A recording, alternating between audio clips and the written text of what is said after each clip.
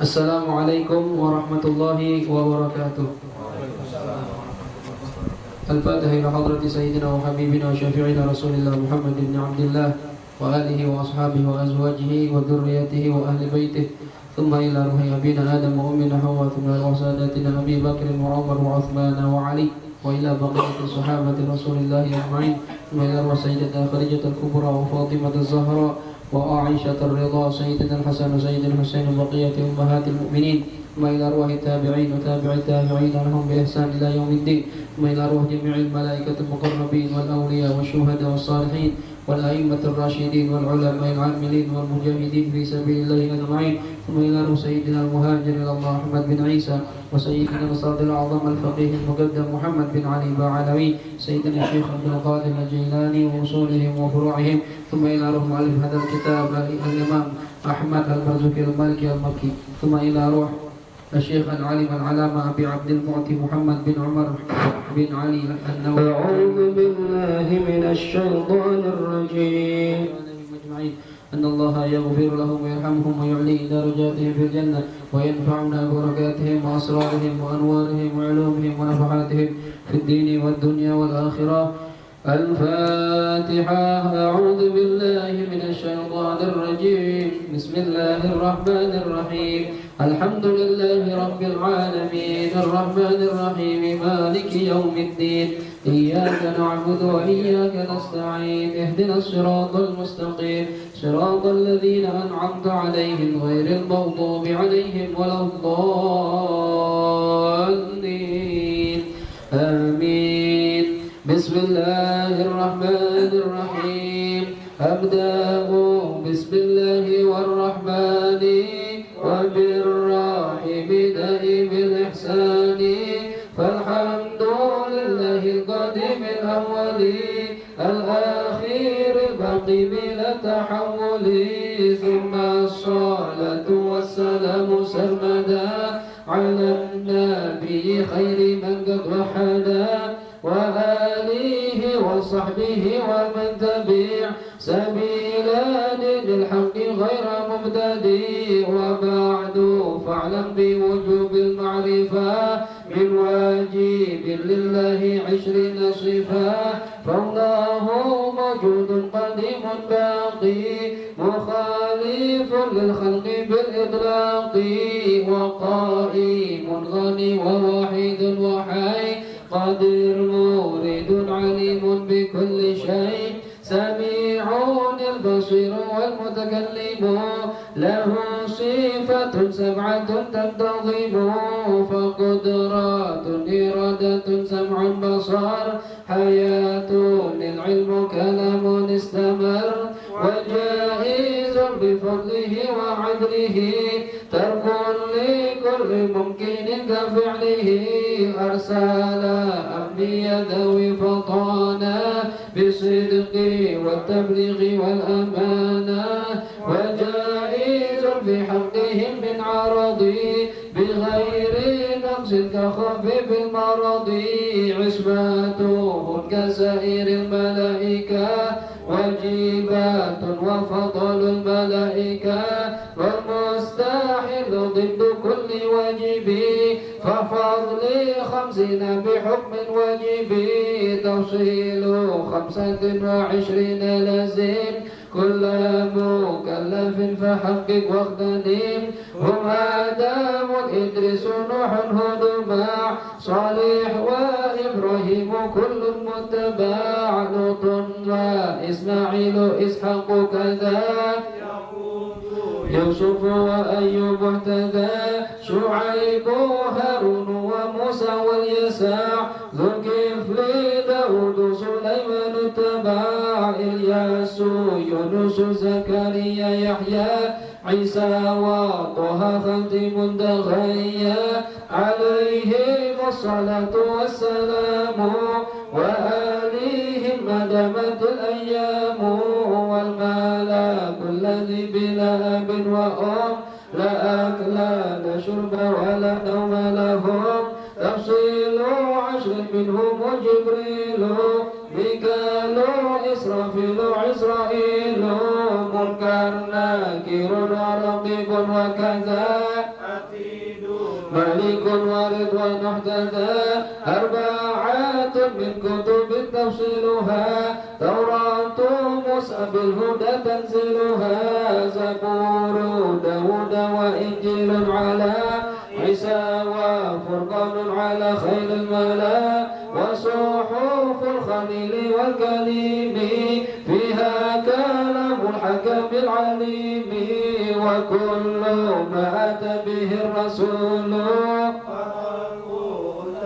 والقبول إيمانون بيوم آخر وجاء وكل ما كان به من العجاب خاتمات في ذكر باقي الواجب مما على مكلف من واجب نبينا محمد قد أرسل للعالمين رحمة وفضلا أبوه عبد الله عبد المطلب وهاشم عبد مناف ينتسب وأمه أمينة الزهرية أرضعته حليمة السعدية مولده بمكة الأمينة وفاته بطيبة المدينة أتم قبل الوحي 40 وعمره قد جاوز 60 وسبعة أولاده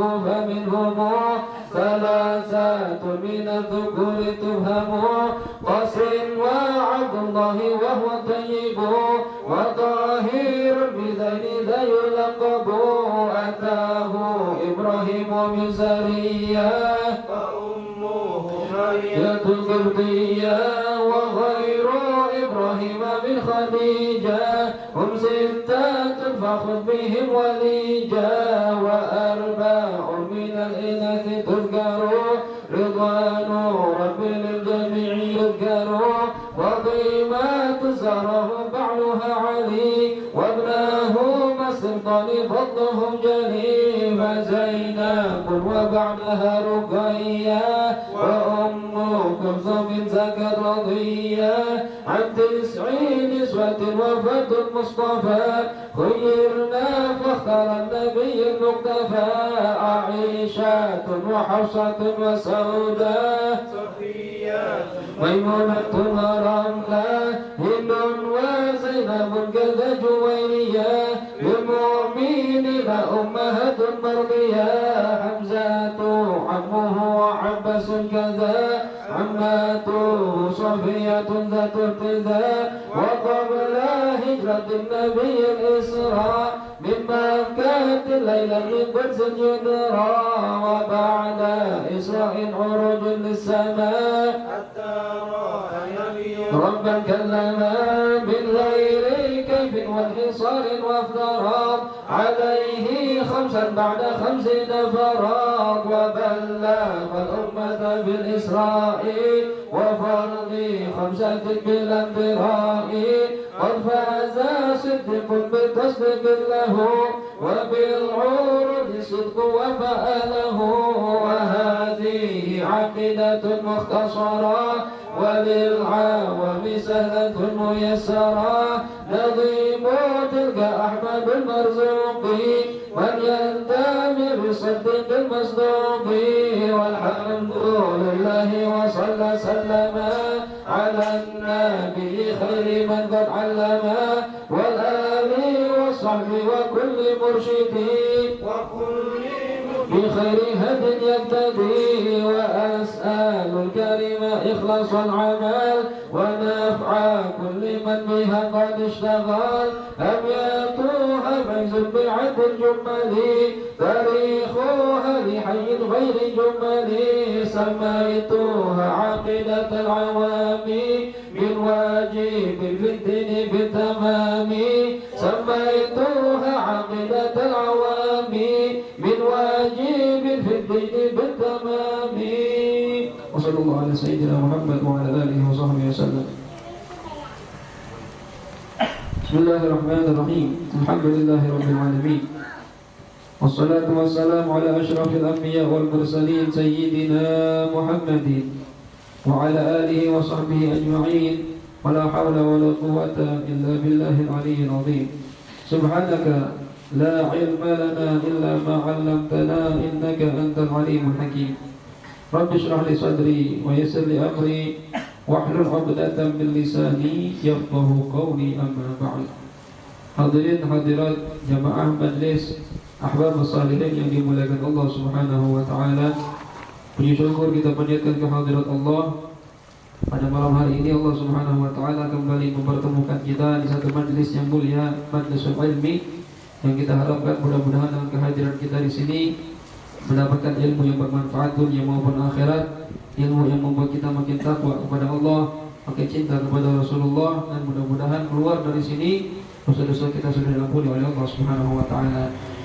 Ma'asyiral muslimin rahimakumullah ya ahbab, kajian kita bulan lalu adalah mengenai keistimewaan baginda Nabi kita Muhammad sallallahu alaihi wasallam, ya.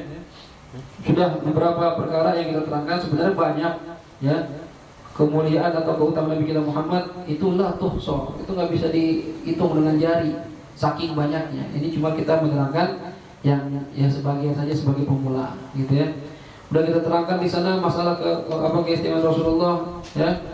Di antaranya kemarin bahwasannya Nabi Muhammad SAW pengikutnya paling banyak di antara nabi-nabi lainnya, ya. Begitu juga Nabi kita Muhammad hatinya nggak pernah tidur, walaupun matanya terpejam hatinya nggak tidur. Beda sama kita kalau tidur, yang tidur apanya? Mata, hati tidur semuanya, ya. Kadang rumah kemalingan nggak tahu kita nih, ya. Rasulullah beda, ya. Dan Nabi bisa melihat orang yang di belakangnya seperti melihat orang yang ada di depannya, ya. Jadi penglihatannya ada dua arah kita Muhammad SAW, ya. Kemudian kalau ada orang sedang sholat lalu dipanggil oleh Rasulullah SAW, maka wajib jawab dan sholatnya nggak batal kalau Rasulullah, ya. Dan kemudian di depan Rasulullah haram mengangkat suara, ya. Ngomong keras kepada Rasulullah haram, nggak boleh, ya. Kata Allah Subhanahu wa taala, ya, la tarfa'u aswatakum fawqa sautin nabi. Hai orang yang beriman, janganlah kalian angkat suara kalian melebihi suara Rasulullah SAW. Nggak boleh. Nah ini adab-adab seperti ini dilanjutkan sama para santri, para thalabah kalau berhadapan dengan para syekhnya, para masyayikhnya, para kiainya. Nggak berani depan guru, ya, depan kiai, depan habib ngomong keras itu, berani, ya, gitu ya. Kalau ngomong pelan-pelan, gitu ya. Adabnya itu yang dikerjakan oleh para sahabat, diajarkan, ya, karena Nabi udah nggak ada, adab ini dipakai untuk para ulama, ya, pengganti Nabi kita Muhammad SAW. Ayat kemudian nggak boleh manggil nama Nabi Muhammad SAW dengan panggil namanya langsung, nggak boleh. Manggil Nabi Muhammad, ya Muhammad, ya Ahmad, songong bahasa Betawi itu, nggak sopan, kurang ajar, ya, paling adab, ya. Ini karena Rasulullah saja di Al-Quran nggak pernah dipanggil namanya langsung, nggak pernah, ya. Kalau beda sama nabi yang lainnya, kalau nabi-nabi lain dipanggilnya langsung aja kok. Ya Adam, uskun anta wasau juga, gitu kan? Hai Adam, panggilnya Adam. Ya Musa, ikhla' na'laik, hai Musa, copot sendal kamu. Ya, ya Isa, ya Ibrahim, panggilan gitu. Qad saddaqtar ru'ya. Semua namanya dipanggil nama langsung. Cuma Nabi Muhammad gak pernah dipanggil begitu. Selalu kalau panggil Nabi Muhammad, Allah mengajarkan kita adabnya cara panggil Nabi kita Muhammad. Ya ayyuhan nabi, ya ayyuhar rasul. Nah, lihat tuh, ya. Jadi nggak pantas kita ini panggil Nabi Muhammad SAW dengan sebutan ya Muhammad, ya Ahmad, nggak pantas, ya. Sebut dengan panggilan ya ayyuhar rasul, ya ayyuhan nabi, atau dengan kalimat ya sayyidana Muhammad, gitu, ya. Karena ada sebagian saudara-saudara kita yang nggak mau pakai kalimat sayyidina. Bahkan mereka mengatakan kalau menyebut nama Nabi Muhammad pakai sayyidina itu menurunkan derajatnya, merendahkan derajatnya. La haula wala quwwata illa billah, ya. Bahkan Nabi Muhammad dalam hadis yang sahih mengatakan, ana sayyidu waladi Adam wala fakhr. Saya adalah pemimpinnya anak Adam dan saya nggak sombong. Nabi Muhammad menyebut dirinya sayyidu waladi Adam. Nah kalau Nabi Muhammad saya menyebut dirinya sayyid, masa kita nggak boleh? Ya, di Al-Quran juga Allah mengatakan, ya, ketika Nabi Zakaria minta anak, ya, sampai berdoa nih, doa boleh dipakai nih buat anak yang udah pada nikah lama belum punya anak. Nabi Zakaria doanya gimana? Banyak-banyakin doa begini, Rabbi la tazarni fardan wa anta khairul warithin. Ya Allah, jangan biarkan saya ini sendirian, ya, nggak punya ahli waris, nggak punya pewaris. Ya, doanya begitu. Dikasih tuh seorang anak yang soleh, bahkan bukan cuma anak soleh, menjadi seorang rasul. Ya, siapa itu? Nabi Yahya. Ya, lihat di Al-Quran Allah mengatakan gitu. Ya, hunalika da'a Zakaria rabbah, qala rabbi habli min ladunka dzurriyyatan thayyibah innaka sami'ud du'a. Ya, fanadatul malaikatu wa huwa yusalli fil mihrabi anna Allah yubashshiruka, ya, bi ghulamin isma, anna Allah yubashshiruka bi Yahya. Ya, Allah memberi kamu kabar gembira dengan kelahiran Nabi Yahya, anak kamu Yahya. Langsung nama langsung dari Allah Subhanahu wa taala. Ya, wa hasuran wa sayyidan wa nabiyyan. Ya. Jadi kalau dikatakan Nabi Yahya ini hasur, enggak nikah. Ya, meninggal belum nikah. Ya. Wa sayyidan, akan menjadi sayyid. Lihat nih, Allah menyebut Nabi Yahya sebagai sayyid. Nah, kalau Allah menyebut seorang nabi sebagai sayyid, masa Nabi kita Muhammad enggak boleh disebut sayyid? Kan ini pemahaman yang aneh nih. Ya.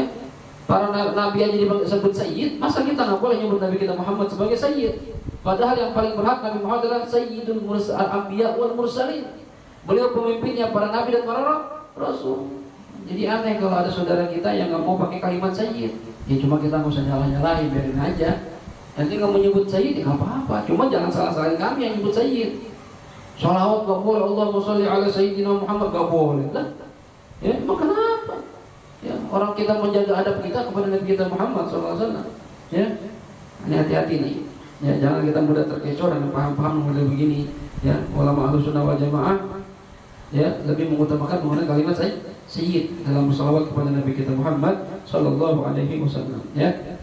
Baik, kemudian termasuk keistimewaan Nabi kita Muhammad sallallahu alaihi wasallam, ya. Wa tahillu lahu hadiah mutlaqan. Nabi Muhammad halal menerima hadiah. Tapi sedekah enggak. Apalagi zakat.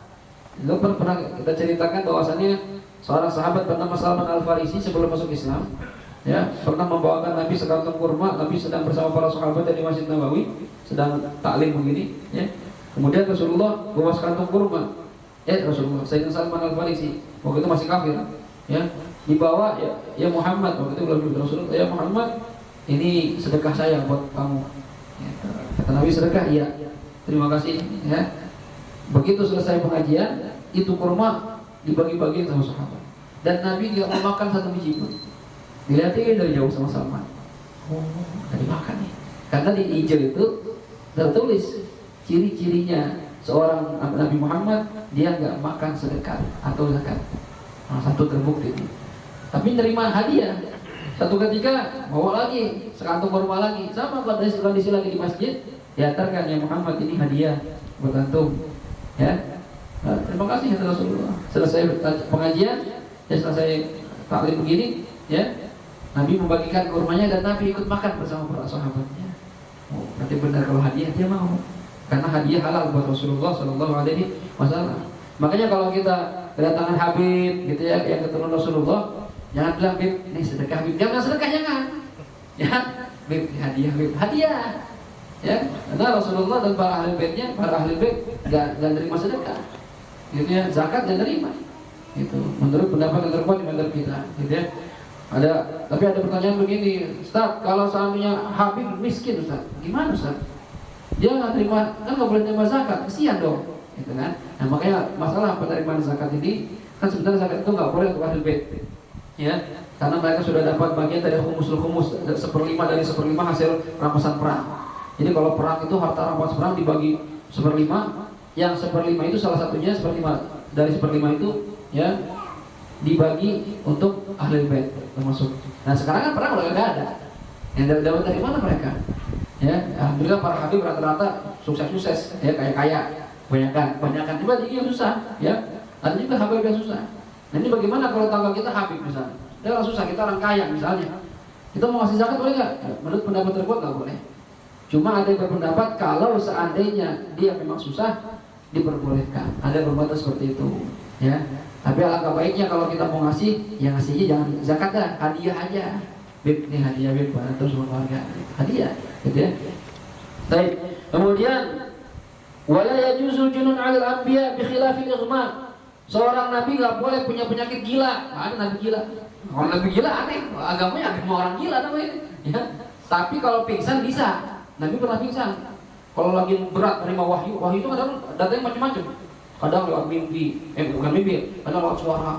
Kadang datang malaikat Jibril ini berbentuk manusia yang tampan, yang ganteng, ya, datang. Kadang kayak suara gemerincing lagi. Nabi sampai kuat keluar keringat dingin. Kadang Nabi sampai pingsan saking nggak kuat dengar suaranya. Boleh kan Nabi pingsan? Boleh. Ya, pingsan nggak menurunkan martabat seseorang, nggak menurunkan wibawa seseorang. Ya, boleh nggak masalah. Tapi kalau gila nggak mungkin Nabi gila. Ya. Walal ihtilam, Nabi nggak pernah ihtilam, mimpi basah. Hadis pernah mimpi basah kan? Apalagi nggak ada istri, ya, kepikiran bini kangen, mimpi basah. Ya. Ini kalau kita mungkin. Ya, kadang yang udah punya istri pun ya, walaupun istrinya di samping masih mimpi basah juga. Ya, kalau istri lagi dapet misalnya, pengen mimpi basah. Nah ini Nabi nggak pernah mimpi basah. Kenapa? Karena katanya ihtilam ini mintalah rabbi syaitan. Karena ihtilam orang yang mimpi basah ini, ya itu berarti kena permainan setan, dimain-main sama setan pikirannya itu. Ya, makanya kalau lagi ihtilam itu kan bukan bini kita, kadang sama artis mana gitu kan. Kadang bukan artis lokal, artis India kepikiran tuh. Ya, pernah kayak mimpi bahasa sama artis India? Ya, begitu. Ya, itu permainan setan begitu. Ya, bahkan anak dulu awal-awal sebelum nikah itu nggak pernah mimpi sama orang lokal, orang bule India mulu, gitu ya. Ya, Masya Allah, kena permainan setan. Kalau Nabi nggak mungkin seperti itu. Ya, tapi waru'yatuhu fil naum haqqun. Setiap mimpi yang beliau lihat dalam tidurnya itu hak. Benar, bukan kembang tidur, ya, bukan cuma hiasan tidur, bukan. Cuma kalau ngeliat mimpi dalam tidur seorang nabi itu hak, berarti wahyu perintah. Sama seperti Nabi Ibrahim, ya, begitu tidur lihat perintah, dia dapat perintah nyembelih anaknya. Bayangin itu, seorang ayah nyembelih anak sendiri, anak yang disayang, jarang ketemu, ketika ketemu udah cakep, ya, disuruh nyembelih anaknya, ya, subhanallah, berat ini. Yuk, Nabi Ibrahim, ya, semalam pas banget tuh di TV 9, ya, nah sekarang TV 9, ya, punya TV Surabaya, ya, itu bagus tuh acara-acaranya tuh, nyanyi, ya, ada film Ibrahim Khalilullah, ya, film lama cuma, itu Nabi Ibrahim situ digambarkan dapat perintah, ya, untuk menyembelih anaknya. Saat itu beliau sedang bersama Siti Sarah, istri pertamanya. Ya, begitu bangun nangis Nabi Ibrahim, ya Allah berat amat ini perintah, gitu kan, anak yang saya sayang selama ini saya udah lama gak ketemu. Begitu mau ketemu kenapa disuruh disembelih gitu. Saya dosa apa ya Allah gitu kan. Mungkin bukan ini, besok mimpi lagi, lihat lagi, perintah lagi. Udah berangkat dengan berat hati. Udah lama bertahun-tahun gak lihat anaknya, ya, begitu lihat anaknya udah gede, udah ganteng, gagah, ya. Dan anaknya gak kenal lagi Ismail nih, ya. Nyari seorang perempuan namanya Hajar, ada dalam ibu saya. Gitu lihat, ya Allah Ibrahim, Nabi Allah Ibrahim. Ada bilang, Ismail ini ayahmu Ibrahim, buat dipeluk sama. Tahu-tahu sekalinya ketemu dapat perintah itu, ya. Apa kata Nabi Ibrahim? Ya bunayya, inni ara fil manami anni azbahuka fanzur madza tara. Hai anakku, saya melihat di mimpi. Lihat di mimpi Nabi berarti hak itu bukannya kembang tidur. Saya melihat di mimpi, artinya saya dapat perintah melalui mimpi. Anni azbahuka, saya ini nyembelih kamu. Fanzur madza tara, coba bagaimana, saya pengen tahu pendapat kamu. Ya, Nabi Ibrahim walaupun udah diperintahkan Allah, coba pengen tahu juga perasaan anaknya bagaimana. Hadis kalau bapaknya ngomong begitu, gua hadis. Hadis, semalam bapak mimpi nyembelih kamu, Des. Gimana, Des? Bapak gila, Pak. Itu apaan, Pak? Itu wangsit nggak bener tuh, Pak. Jadi soalnya bukan Nabi. Coba lihat anak saleh, ya, bapaknya seorang rasul, ya, anaknya juga calon rasul ini. Apa jawabnya? Ya abatif al matu'mar. Masya Allah. Gak pakai mikir-mikir itu Nabi Ismail. Ya abatif al matu'mar satajiduni insyaallahu minas sabirin. Hai ayahku, wahai ayahku, katanya, if'al matu'mar. Kerjakan apa yang kamu perintahkan, apa yang diperintahkan kepadamu. Insya Allah kamu akan menemukan saya termasuk orang-orang yang sabar. Masya Allah. Nangis Nabi Ibrahim dari jawaban anak, nangis dari bangga. Itu kalau kita baca ceritanya tuh, waduh, nangis kita itu. Begitu digoda iblis sambit kan sama Nabi Ibrahim, disambit sama Siti Hajar. Hajar digoda nggak kena sambit. Pergi ke Ismail digodain nggak kena sambit juga. Ya. Pergi ke Nabi Ibrahim nggak kena juga sambit juga. Iblis. Makanya sekarang pada peristiwa yang keluar jumroh itu dari situ kejadiannya. Ya. Nah akhirnya apa? Ya begitu sudah dekat di tempat pengen penyembelihan itu, kata Nabi Ismail begini, wahai ayahku, ikat saya. Ya, ikat saya, jangan sampai nanti saya bergerak akhirnya bapak katanya gak motong saya. Masya Allah. Tajamkan pisaunya biar saya nggak merasa sakit terlalu lama. Oh, bapaknya begitu tak menangis. Ya, nanti begitu ingin nyembelih saya, palingkan wajah ayah, jangan lihat saya. Nanti jadi nggak jadi. Lihat anak itu. Wah, gila. Itu kondisi begitu bagaimana seorang ayah? Ya, anak kayak gini kita sayang banget anak kita sebelah kita potong, ya. Karena gak cuma lewat mimpi doang perintahnya. Masya Allah. Kalau nggak ada keimanan yang kuat tuh, ya, keyakinan sama Allah Subhanahu Wa Taala, nggak bakal mau, ya. Masya Allah. Benar, ditidurin di rumah kata Nabi dalam satu riwayat itu ada satu riwayat minta direbahkan, ada satu riwayat mengatakan potong saya ketika lagi sujud. Minta ada posisi sujud, ada yang berriwayat jadi bahkan, ya, begitu nempel ininya tuh Nabi Ibrahim nangis, ya. Kata Nabi Ismail, ayah jangan lihat saya, nanti gak tega jadi gak jadi, udah potong aja, gitu kasih. Masya Allah, ya. Begitu dipotong, ya, dipikir kena, ya. Ternyata terdengar suara, ya. Ayya Ibrahim, qad saddaqta ar-ru'ya. Masya Allah, hai Ibrahim, kamu sudah melakukan apa yang perintahkan dalam mimpimu. Masya Allah, ya. Wa fadainahu bidhibhin 'adzim, kata Allah, kami gantikan Ismail dengan dabah seekor kambing yang gede, langsung dari surga. Nah, peristiwa berkorban ini, ya, terus dilaksanakan oleh syariat Nabi kita Muhammad sallallahu alaihi wasallam. Tapi nyembelih kambing, jangan nyembelih anak, gitu ya. Ustaz, saya mimpi anak saya, jangan dikerjain itu, ya setan kalau gitu, ya. Dan bukan Nabi. Baik, kemudian wala yu'mal biha fil ahkam. Ustaz, gimana kalau kita mimpi ketemu Nabi, ya? Ya, ini ada yang mengatakan, Ustaz, kalau kita mimpi ketemu Rasulullah, itu benar apa enggak? Benar. Karena Nabi mengatakan, kalau seseorang dari kalian melihat saya dalam mimpi, maka itu benar-benar saya, karena setan nggak bisa menyerupai saya. Jadi beruntung orang yang pernah mimpi ketemu Rasulullah Sallallahu Alaihi Wasallam. Mudah-mudahan kita semua bisa minimal mimpi ketemu Rasulullah Sallallahu Alaihi Wasallam. Minimal seumur hidup sekali mimpi ketemu Rasulullah Sallallahu Alaihi Wasallam. Ya, karena kalau mimpi ketemu Rasulullah ada bisyarah, ada satu kabar gembira.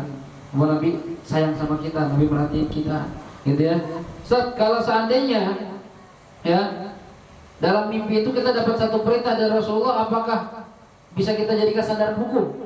Nah, dulu tadi pernah kejadian, ada seorang raja, ya, mimpi ketemu Nabi. Terus Nabi bilang, ya, besok belum Lebaran, masih puasa. Kata Nabi di mimpinya gitu, ya.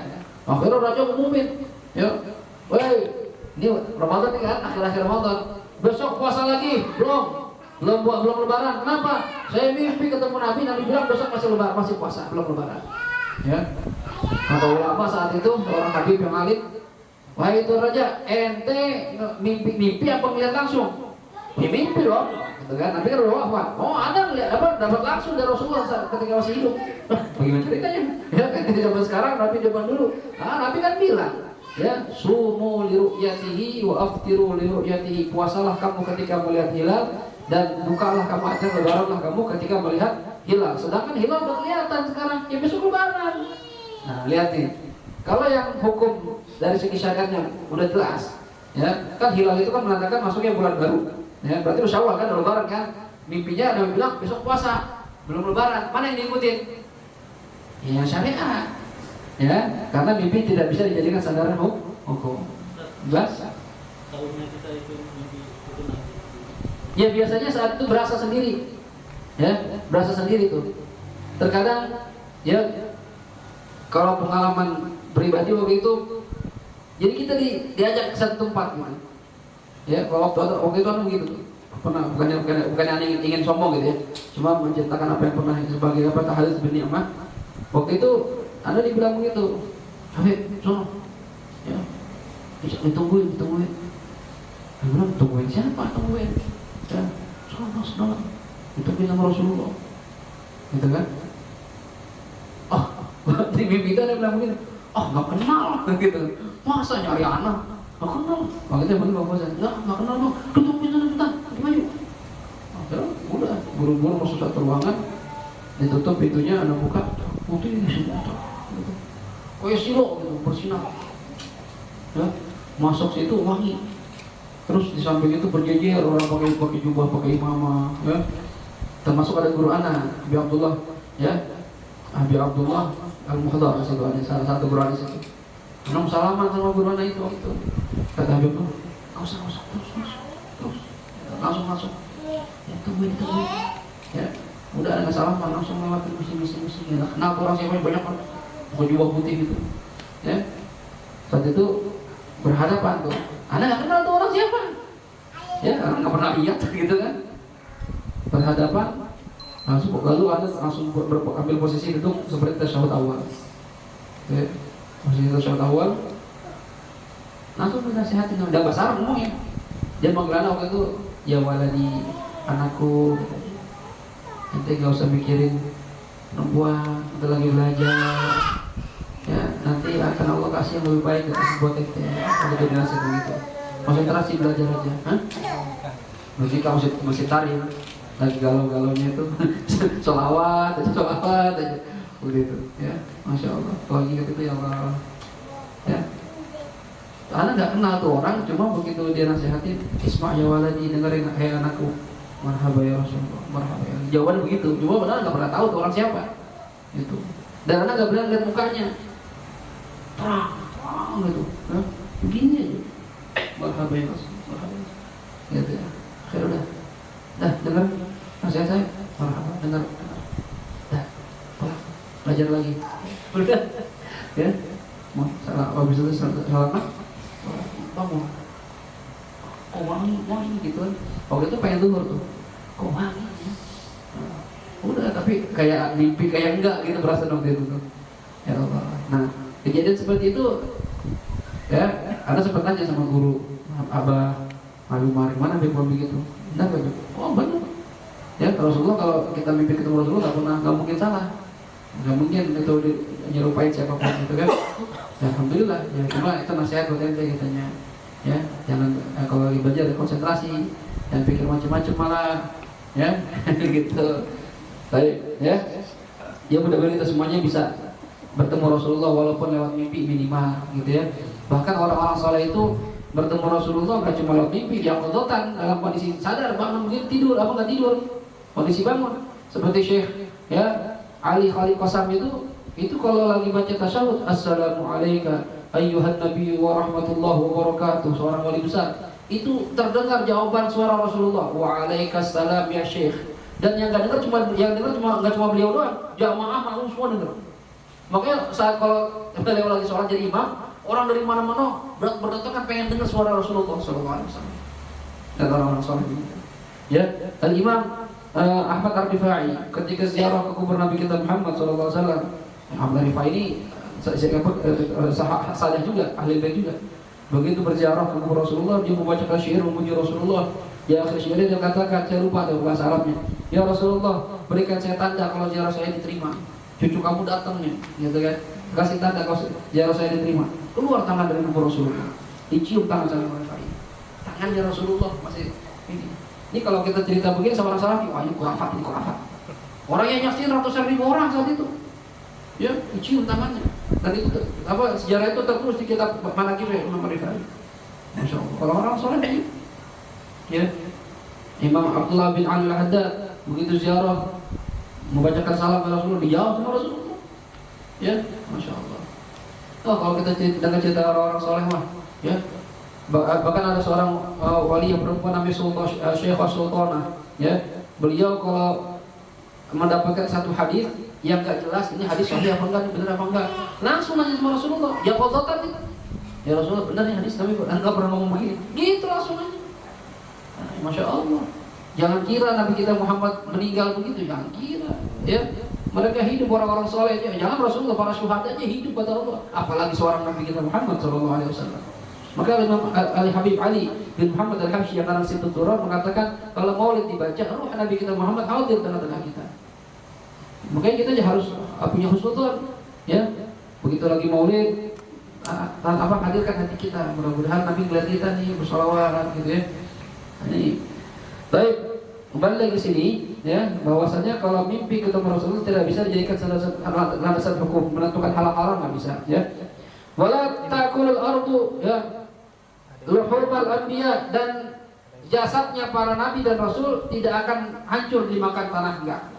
Nabi sama Rasul jasadnya utuh sampai hari kiamat, nggak berani makan tuh, nyentuh nggak berani, ya. Ulat belatung nggak berani itu, ya, dijaga sama Allah Subhanahu Wa Taala. Termasuk juga para syuhada katanya, termasuk juga ahli Al-Quran, orang-orang hafal Quran, ya, dijaga oleh Allah Subhanahu Wa Taala. Nah, oleh karena itu ayo coba nih, ya, kita nanti akan dimakan semua. Makanya jangan terlalu ngabisin waktu, ngabisin biaya buat ngurusin badan doang, tapi hati nggak diurusin. Ya, badan diurusin, ya, makan 4 sehat 5 sempurna, ya, dijaga tuh menunya, ya, kolesterolnya sekian, karbohidratnya sekian, ada boros-boros dikit ke salon, ke dokter, wah, biar tetap licin, mulus, ya. Tapi hatinya dalamnya nggak dijaga, rohnya nggak dijaga dengan ilmu, dengan akhlak yang baik, percuma. Itu yang kita keluarin biaya habis-habisan tiap bulan. Begitu masuk tanah, itu sejati udah seneng banget itu. Udah gemuk-gemuk gitu, wah gemuk nih, mantap nih, udah pesta pora gitu, ya. Ini makanya hati-hati, ya. Jangan terlalu mementingkan tubuh kita yang bakal dimakan sama tanah. Pikirin bagaimana nanti kita di kuburan, ya. Apa yang penting kita ini. Baik. Kemudian wal kadzib alaihi 'amdan kabira. Kalau Nabi bohong itu sengaja dosa besar. Nggak boleh tuh, ya. Yang kita pun juga nggak boleh berbohong, apalagi dari seorang Nabi. Karena sifat wajibnya Nabi apa? Sidik, nggak boleh bohong, harus jujur. Ya kalau Nabi sering bohong, ya syariatnya nggak dipercaya. Lu suka bohong, lu masih jadi Nabi, kan orang nggak percaya, ya. Bohong ini bahaya, ya. Sekali bohong akan berlanjut ke bohong yang lain, ya. Dan ini akan berpengaruh sama kepercayaan orang sama kita. Dulu kalau kita masih kecil ada cerita kan dulu tuh, kalau di hutan, ya, ada hutan binatangnya suka bohong, kancil apa ya, suka bohong, kebakaran, weh, penduduk hutan kebakaran, kabur tuh. Toto ketawa-tawa, bukan bercanda gitu. Giliran beneran nggak dipercaya lagi akhirnya, ya. Jadi hati-hati, ya. Jangan membiasakan kita berbohong. Kata Rasulullah, ulul haqqa walau kana murran, katakan yang hak walaupun itu pahit, ya. Dalam segala kondisi katakan yang jujur, kecuali dalam hal-hal atau kondisi-kondisi yang dibolehkan untuk berbohong.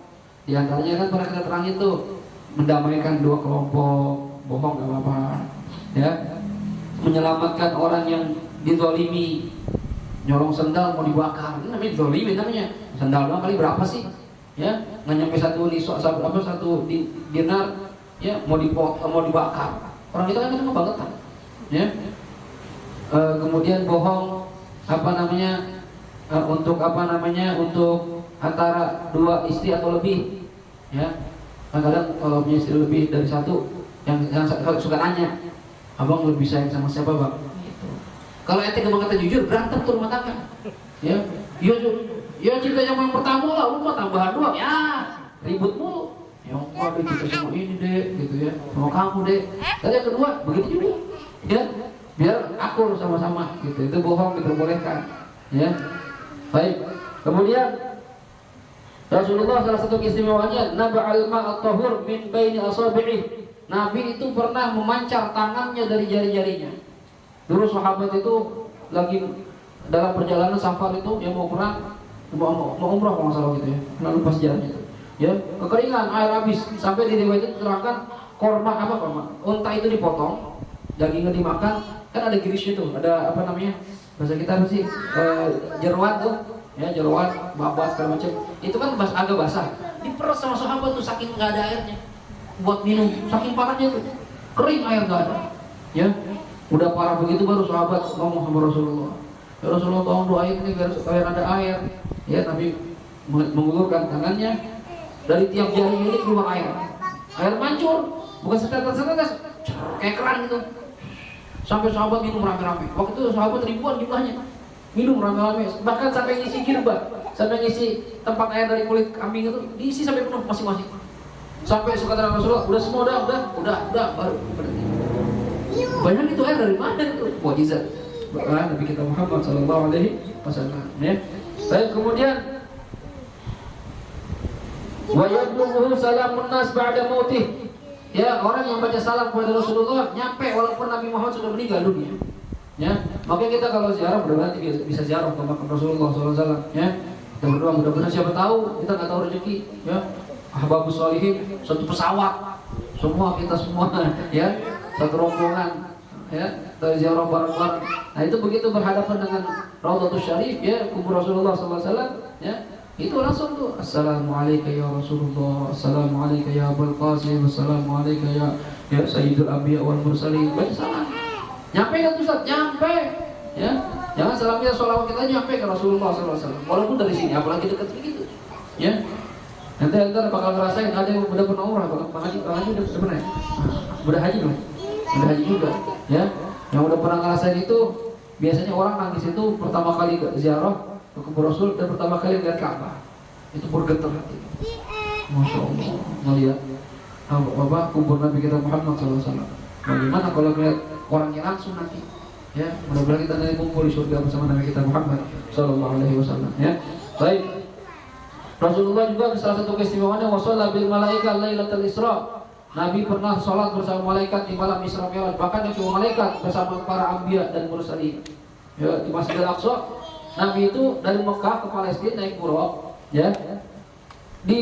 Nyampe di Masjidil Aqsa itu, ya, itu Nabi dan Rasul dari zaman Nabi Adam sampai akhir udah nungguin Rasulullah SAW, ya.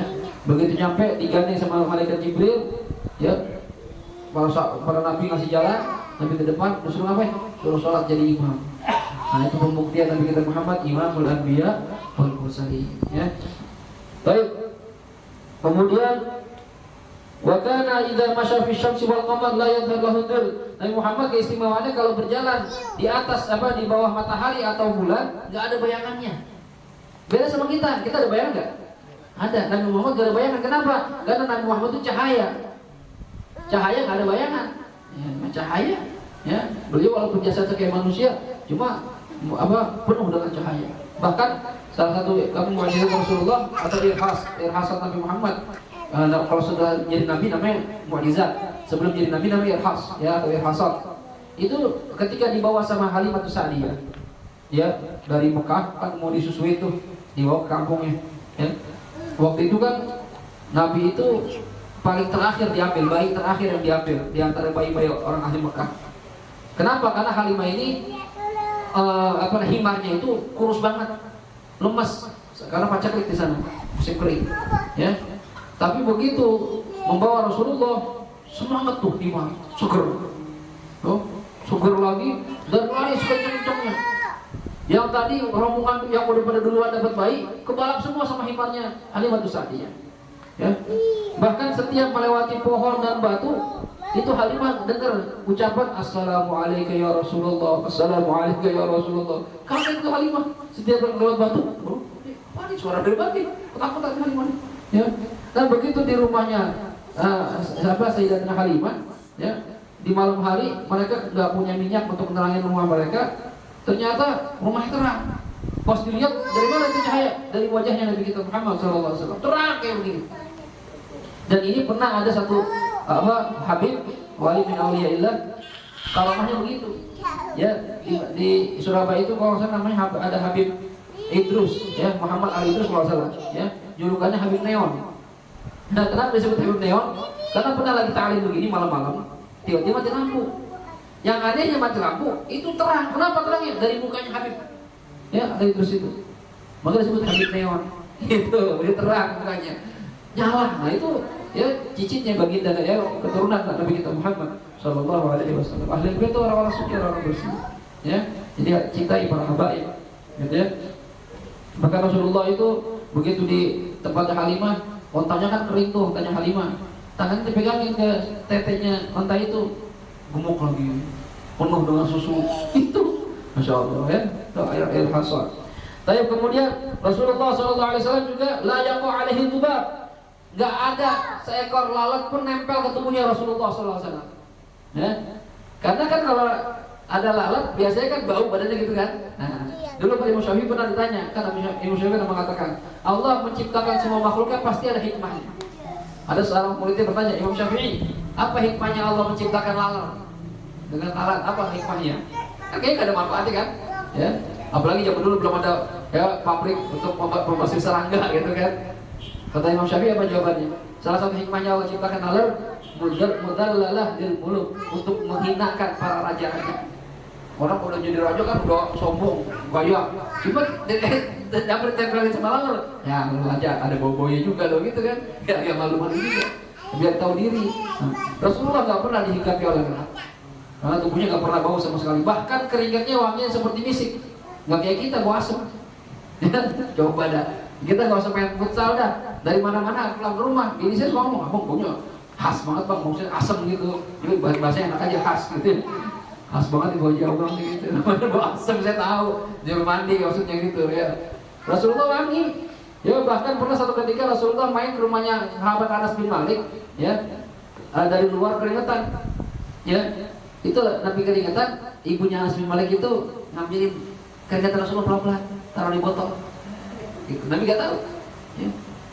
Begitu Nabi pulang, diceritain tadi saya ngambilin Rasulullah, ya keringatnya. Terus gimana? Saya cari minyak wangi, nggak ada yang sewangi keringat engkau wahai Rasulullah SAW. Keringatnya wangi, bayangin nanti. Masya Allah. Ya, emang kayak kita, keringat asam, apa? Nabi Muhammad wangi, ya. Walaupun sudah wangi, tapi beliau senang pakai senang pakai minyak wangi, gitu ya. Jadi pakai minyak wangi itu sunnah, ya. Apalagi kalau mau kumpul model begini, ya. Jadi biasakan ketika orang cium kita itu nggak bau, ya. Terus saya anak pribadi nih termasuk kalau malam nggak demen banget bersih dulu pakai tidur gitu. Tapi istilahnya termasuk orangnya yang bersih gitu kan, bersih dulu kok. Sampai anak kesel banget, sering kesel sama gini suruh bersih dulu kalau pengen tidur. Emang kadang-kadang biasa juga gitu ya, biar wangi gitu ya. Nah, itu kalau Rasulullah itu minyak wangi apa sih? Ada pernah dijelasin nggak sih? Yang ada di riwayat itu kalau nggak salah namanya misik itu minyak wangi yang diambil dari bagian bawahnya rusa kijang. Jadi ada kayak daging berbentuk darah gitu, tapi ada kulitnya. Itu suci, diambil jadi bikin bahan minyak wangi. Ya dulu Habib Salim pernah pakai misik begitu, ya. Itu Habib Salim bersono. Jalan raya tuh, baunya di sini ada. Habib Salim. Tahu kan? Kalau misik mahal. Ya, dia udah kayak balsam gitu, dia dibentuk kayak balsam. Bukan cair kan? Balsam misik-misik yang ya bala-bala, ya. Kalau yang mahal tuh, mahal itu harganya, ya. Baik, kemudian termasuk keistimewaan Rasulullah SAW wala yang tasudamuhu al-ba'ud, nyamuk nggak pernah nyedot darah Nabi Muhammad SAW. Jadi Nabi tidur di mananya nggak pernah gigit nyamuk. Nah, kalau kita kan gigit nyamuk, ya. Ternyata nyamuk itu masya Allah punya keistimewaan tuh. Nyamuk itu punya di dalam indranya itu punya alat untuk menetralisir darah dan juga ngecek darah. Ini cocok nggak sama dia, enak apa enggak gitu. Jadi sebelum disedot itu banyak dites dulu sama dia. Cocok baru sedot. Jadi terkadang itu orang tidur sebelahan, yang satu gigi nyamuk satu enggak, karena darahnya beda. Gitu, itu nyamuk tuh. Subhanallah, kalau kita bahas tafsir tentang nyamuk tuh subhanallah. Ya kita takjub sama Allah Subhanahu wa taala. Ya. Lalu kemudian wa kullu mawdi'in shalla fihi wa dhabata mawqifahu ibtana al-ijtihad fihi yumnatan wa yusratan. Apabila Nabi berhenti di satu tempat dan sholat di situ, ya, dan Nabi sudah tentuin kiblatnya, maka nggak boleh lagi ijtihad bagi yang lainnya. Misalnya nih mampir di sini, ya tiba-tiba Nabi bilang sholat di sana. Udah, yang orang manapun setelah Rasulullah nggak boleh nyala-nyalain, harus ngikutin Rasulullah SAW. Orang Nabi beda pandangan nggak kayak kita. Ya, dulu kan di Surabaya ada yang namanya cerita Mbah Bolong, pernah dengar? Mbah Bolong itu muridnya Sunan Ampel. Ya, begitu Sunan Ampel lagi ingin ngebangun masjid Ampel, Sunan Mbah Bolong itu disuruh nentuin arah kiblat. Ya, begitu Mbah Bolong bilang sini nih arah kiblat, gitu kan? Kata yang lain, dari mana itu? Arah kiblat sini, bener nih, pas nih. Ya, nah di depan mihrab itu waktu itu arahnya mihrab ada jendela. dibuka jendelanya, tuh Ka'bah kelihatan, gitu dibuka, nah itu hari begitu tuh, ya tembus pandang, beda kayak kita, ya. Nah ini kalau Rasulullah sudah tentukan satu tempat arah kiblat ke sana, nanti udah pas kalau mau salah, gitu ya, dan nggak boleh istihad lagi. Tapi kemudian keistimewaan Rasulullah wajib baca salawat kepada Nabi kita Muhammad di tasyahud akhir. Kalau orang sholatnya nggak baca salawat di tasyahud akhir atas Nabi kita Muhammad, maka sholatnya nggak sah. Kenapa? Termasuk rukun sholat. Ya, harus baca salawat. Jadi minimal kita sehari itu ya 5 kali salawat.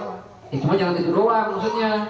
Ya, sehari-hari tambahin salawat. Ya, mau salawat yang pendek, yang panjang silakan. Ya, kemarin ternyata lagi ngaji kitab apa namanya Jawahirul Lu'lu'iyah. Itu ada satu salawat, sifat salawat yang kalau kita baca sehari 3 kali, pagi 3 kali, ya, teman hadir ya, sore 3 kali, itu Allah hapuskan dosa-dosa kita.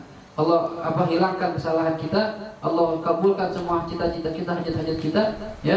Apalagi pada fadilnya itu banyak tuh ya. Allah jaga kita dari musuh-musuh kita. Ya, kalau ada yang paling gampang nih. Allahumma salli ala sayyidina Muhammadin fil awwalin, wa salli ala sayyidina Muhammadin fil akhirin, wa salli ala sayyidina Muhammadin fil mursalin, wa salli ala sayyidina Muhammadin fil nabiyyin, wa salli ala sayyidina Muhammadin fil mala'il a'la ila yaumiddin. Cuma 3 kali doang. Ya, ini kalau baca ini dosa kita diampunin sama Allah, kesalahan kita dihapus oleh Allah Subhanahu wa taala. Allah kasih kita kesenangan selama hidup kita. Ya. Anda juga suka ngamalin suka lupa ini. Ya. Insyaallah mulai malam ini coba diamalin. Ya. Kemudian Allah berikan apa yang kita cita-citakan, Allah jaga kita dari musuh-musuh kita. Ya. Hampir mirip, ya, hampir mirip ya. Baik, jelas ya. Kemudian termasuk istimewa Rasulullah sallallahu alaihi wasallam, ya.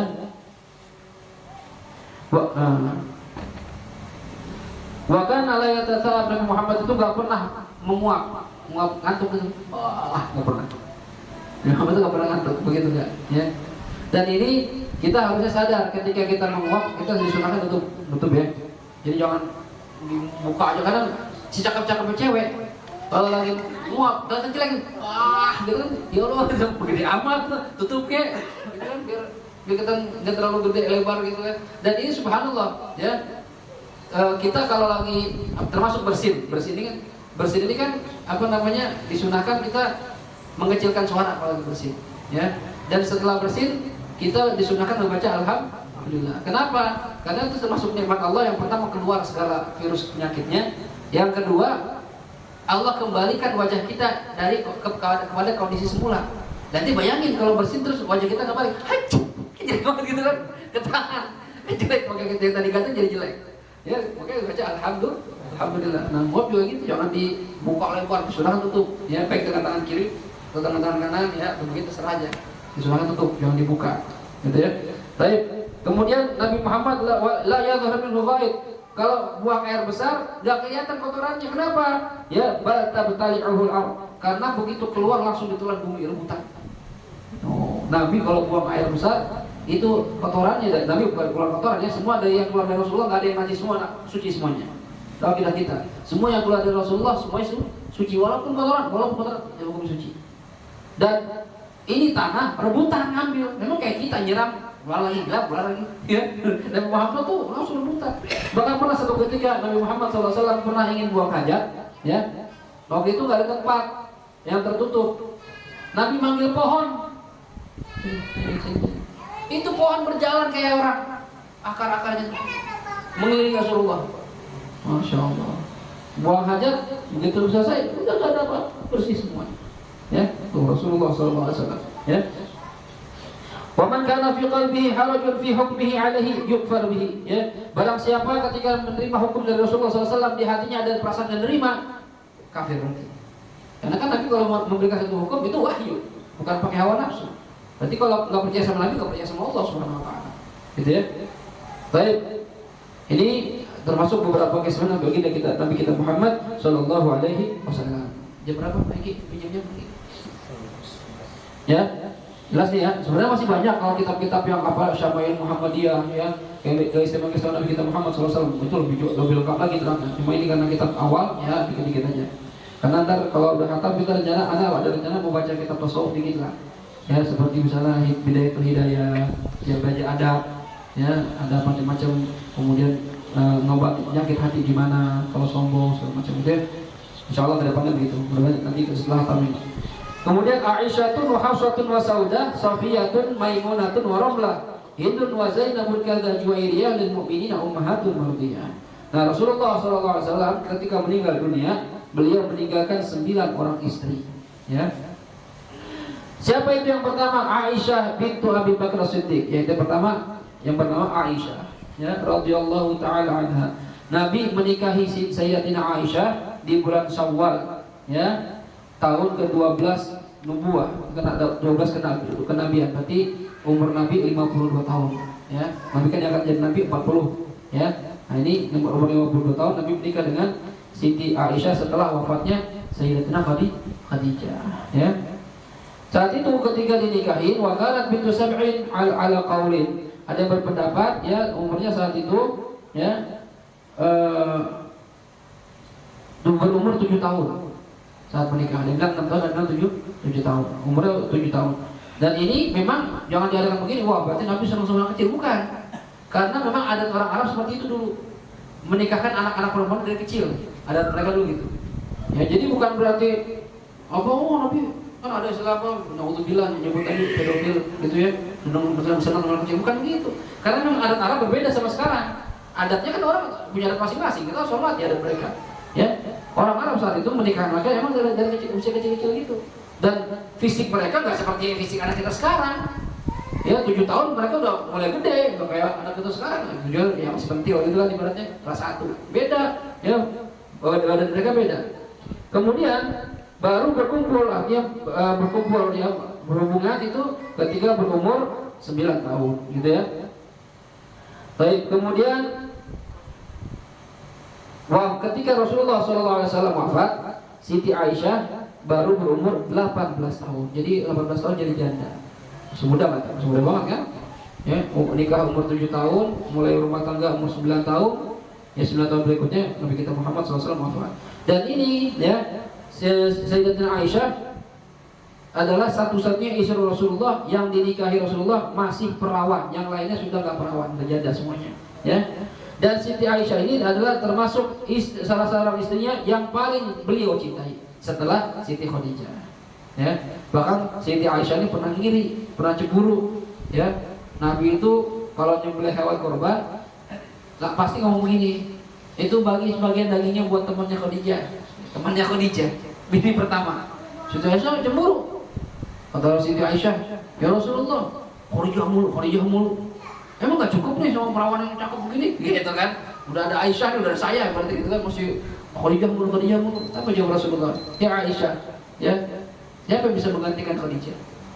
Ya, ketika saya susah dia mencukupkan saya dengan hartanya. Ya, ketika orang-orang menjauh memusuhi saya, dia yang memberi semangat sama saya. Ya, yang anak-anak saya semua dari Khadijah. Siapa bisa ngalahin? Ya, Siti Khadijah ini paling berkesan. Makanya biasanya cinta pertama itu tidak terlupakan. Ya kayak gini. Ya, berikutnya semua tambahan doa. Ya. Tapi kalau ya ada orang begini perempuan, ya bang, saya mau jadi seperti Siti Khadijah. Artinya apa? Lu mau kawin, gua udah meninggal, baru gua boleh kawin lagi. Ya. Siti Khadijah, masya Allah, akhlak yang mulia. Ya, dengan hartanya membantu Nabi kita Muhammad SAW. Ya, baik. Ini Siti Aisyah termasuk istri yang beliau paling cintai. Ya, bahkan Nabi ini sering, ya, sama istri bercanda gitu sama Siti Aisyah. Dan Nabi menyebut Siti Aisyah dengan panggilan Humairah, wanita yang pipinya kemerah-merahan. Mungkin manggil istri itu, ya, panggilan yang dia senengin. Malah manggil istri apa nama? Panggil apa? Ya, ya sama ada ya, gitu manggilnya. Ya, kadang manggil istri ngatain, ya, mentang-mentang istri kurus, cukring, ya cukring, mentang-mentang kurus balik cukring, ya, nonton istri kita gemuk, ya, gendut, ngatain, ya, jangan, ya, apa sih, ya, jangan ya ngomong bangga dengan panggilan yang dia senengin, ya. Ketika meninggal dunia, beliau berumur, ya, 58 tahun. Ada riwayat mengatakan 56, 57, 58. Ya, namanya riwayat biasa ya. Dan disolatkan yang mengimami adalah sahabat yang bernama Abu Hurairah. Dikuburkan di pemakaman Baqi di malam hari, ya, karena beliau wasiat seperti itu. Jadi boleh nggak nguburin orang malam-malam? Boleh, nggak masalah. Ya, cuma emang agak juga. Jadi di surga emang udah tulis istri siapa aja. Ya, kita nggak tahu istri kita sebelah siapa nih, belum tahu malah. Ya, apakah istri kita yang di dunia ini bisa jadi? Ya, tapi kita nggak tahu, bisa jadi pernikahan berakhir dengan perceraian. Kalau ada cerai, jadi istri kita di surga. Siapa istri kita? Ya, ntar kalau kita cari lagi. Ya, begitu kita meninggal dunia, ya, dia jadi janda dan nggak nikah lagi sama kita dengan orang lain, jadi istri kita kalau sama-sama surga. Ya, cuma kalau ada janda nikah lagi, misalnya kita meninggal dunia nih, istri kita nikah lagi, ya, itu di pertanyaan tuh, nanti sama siapa di surganya? Sama suami pertama atau suami kedua? Ada yang mengatakan pendapat ulama suami kedua yang terakhir, ya, berarti demikian nanti, ya. Ada yang berpendapat sama suami yang akhlak yang paling soleh, mana yang lebih soleh dibanding keduanya? Ya, walaupun udah 2 kali nikah, tapi yang suami pertama lebih soleh, nanti surga dikumpulkan sama suami pertama. Ya, cuma kalau kita udah malas lah, udah sekat, gitu kan, saudara aja udah banyak, ya, dari banyak, gitu, ya. Dan ini istri kita udah ditentukan oleh Allah Subhanahu Wa Taala. Ya, Hafsatun wa Saudah. Siapa itu Saudah? Saudah ini bintu Zum'ah, ya. Bintu Zum'ah dinikahkan oleh Rasulullah SAW di tahun ke-10 setelah kenabian. Berarti umur Nabi 50. Ya, setelah umur Nabi berumur 50. Kemudian dulu pernah ini Saudah ini nikah dengan anak paman yang sepupunya yang bernama Sakran bin Umar. Ya, dulu masuk Islam, kemudian berhijrah ke Habasyah, ya. Setelah meninggal ini Sakran bin Umar dinikahi sama Rasulullah SAW, ya. Dulu Nabi nikahi si Saudah ini udah tua, ya. Dan karena udah tua, Nabi kesian, ya, takut nggak bisa mengurus Rasulullah sebagai seorang istri. Akhirnya ingin Nabi ceraikan ini Saudah, ya. Begitu ingin diceraikan, si Saudah bilang, Sayyidah Saudah bilang, la tutalliquni, la tutliquni wa anta fi hil min sya'ni. Rasulullah, jangan ceraikan saya deh, ya. Pokoknya saya nggak nuntut apa-apa. Ya, bahkan jatah saya kan, orang kalau nikah lebih dari satu itu harus adil dalam hal, ya, gilir, ya. Kita kan kalau punya istri 4 misalnya, ini harus bagi waktu dan harus sama rata, ya. Misalnya istri pertama 1 malam, istri kedua 1 malam, ketiga 1 malam, 1 malam, nggak boleh. Bini tua 1 malam, bini kedua 2 malam, bini ketiga 3 malam, keempat 4 malam. Jadi itu nggak adil.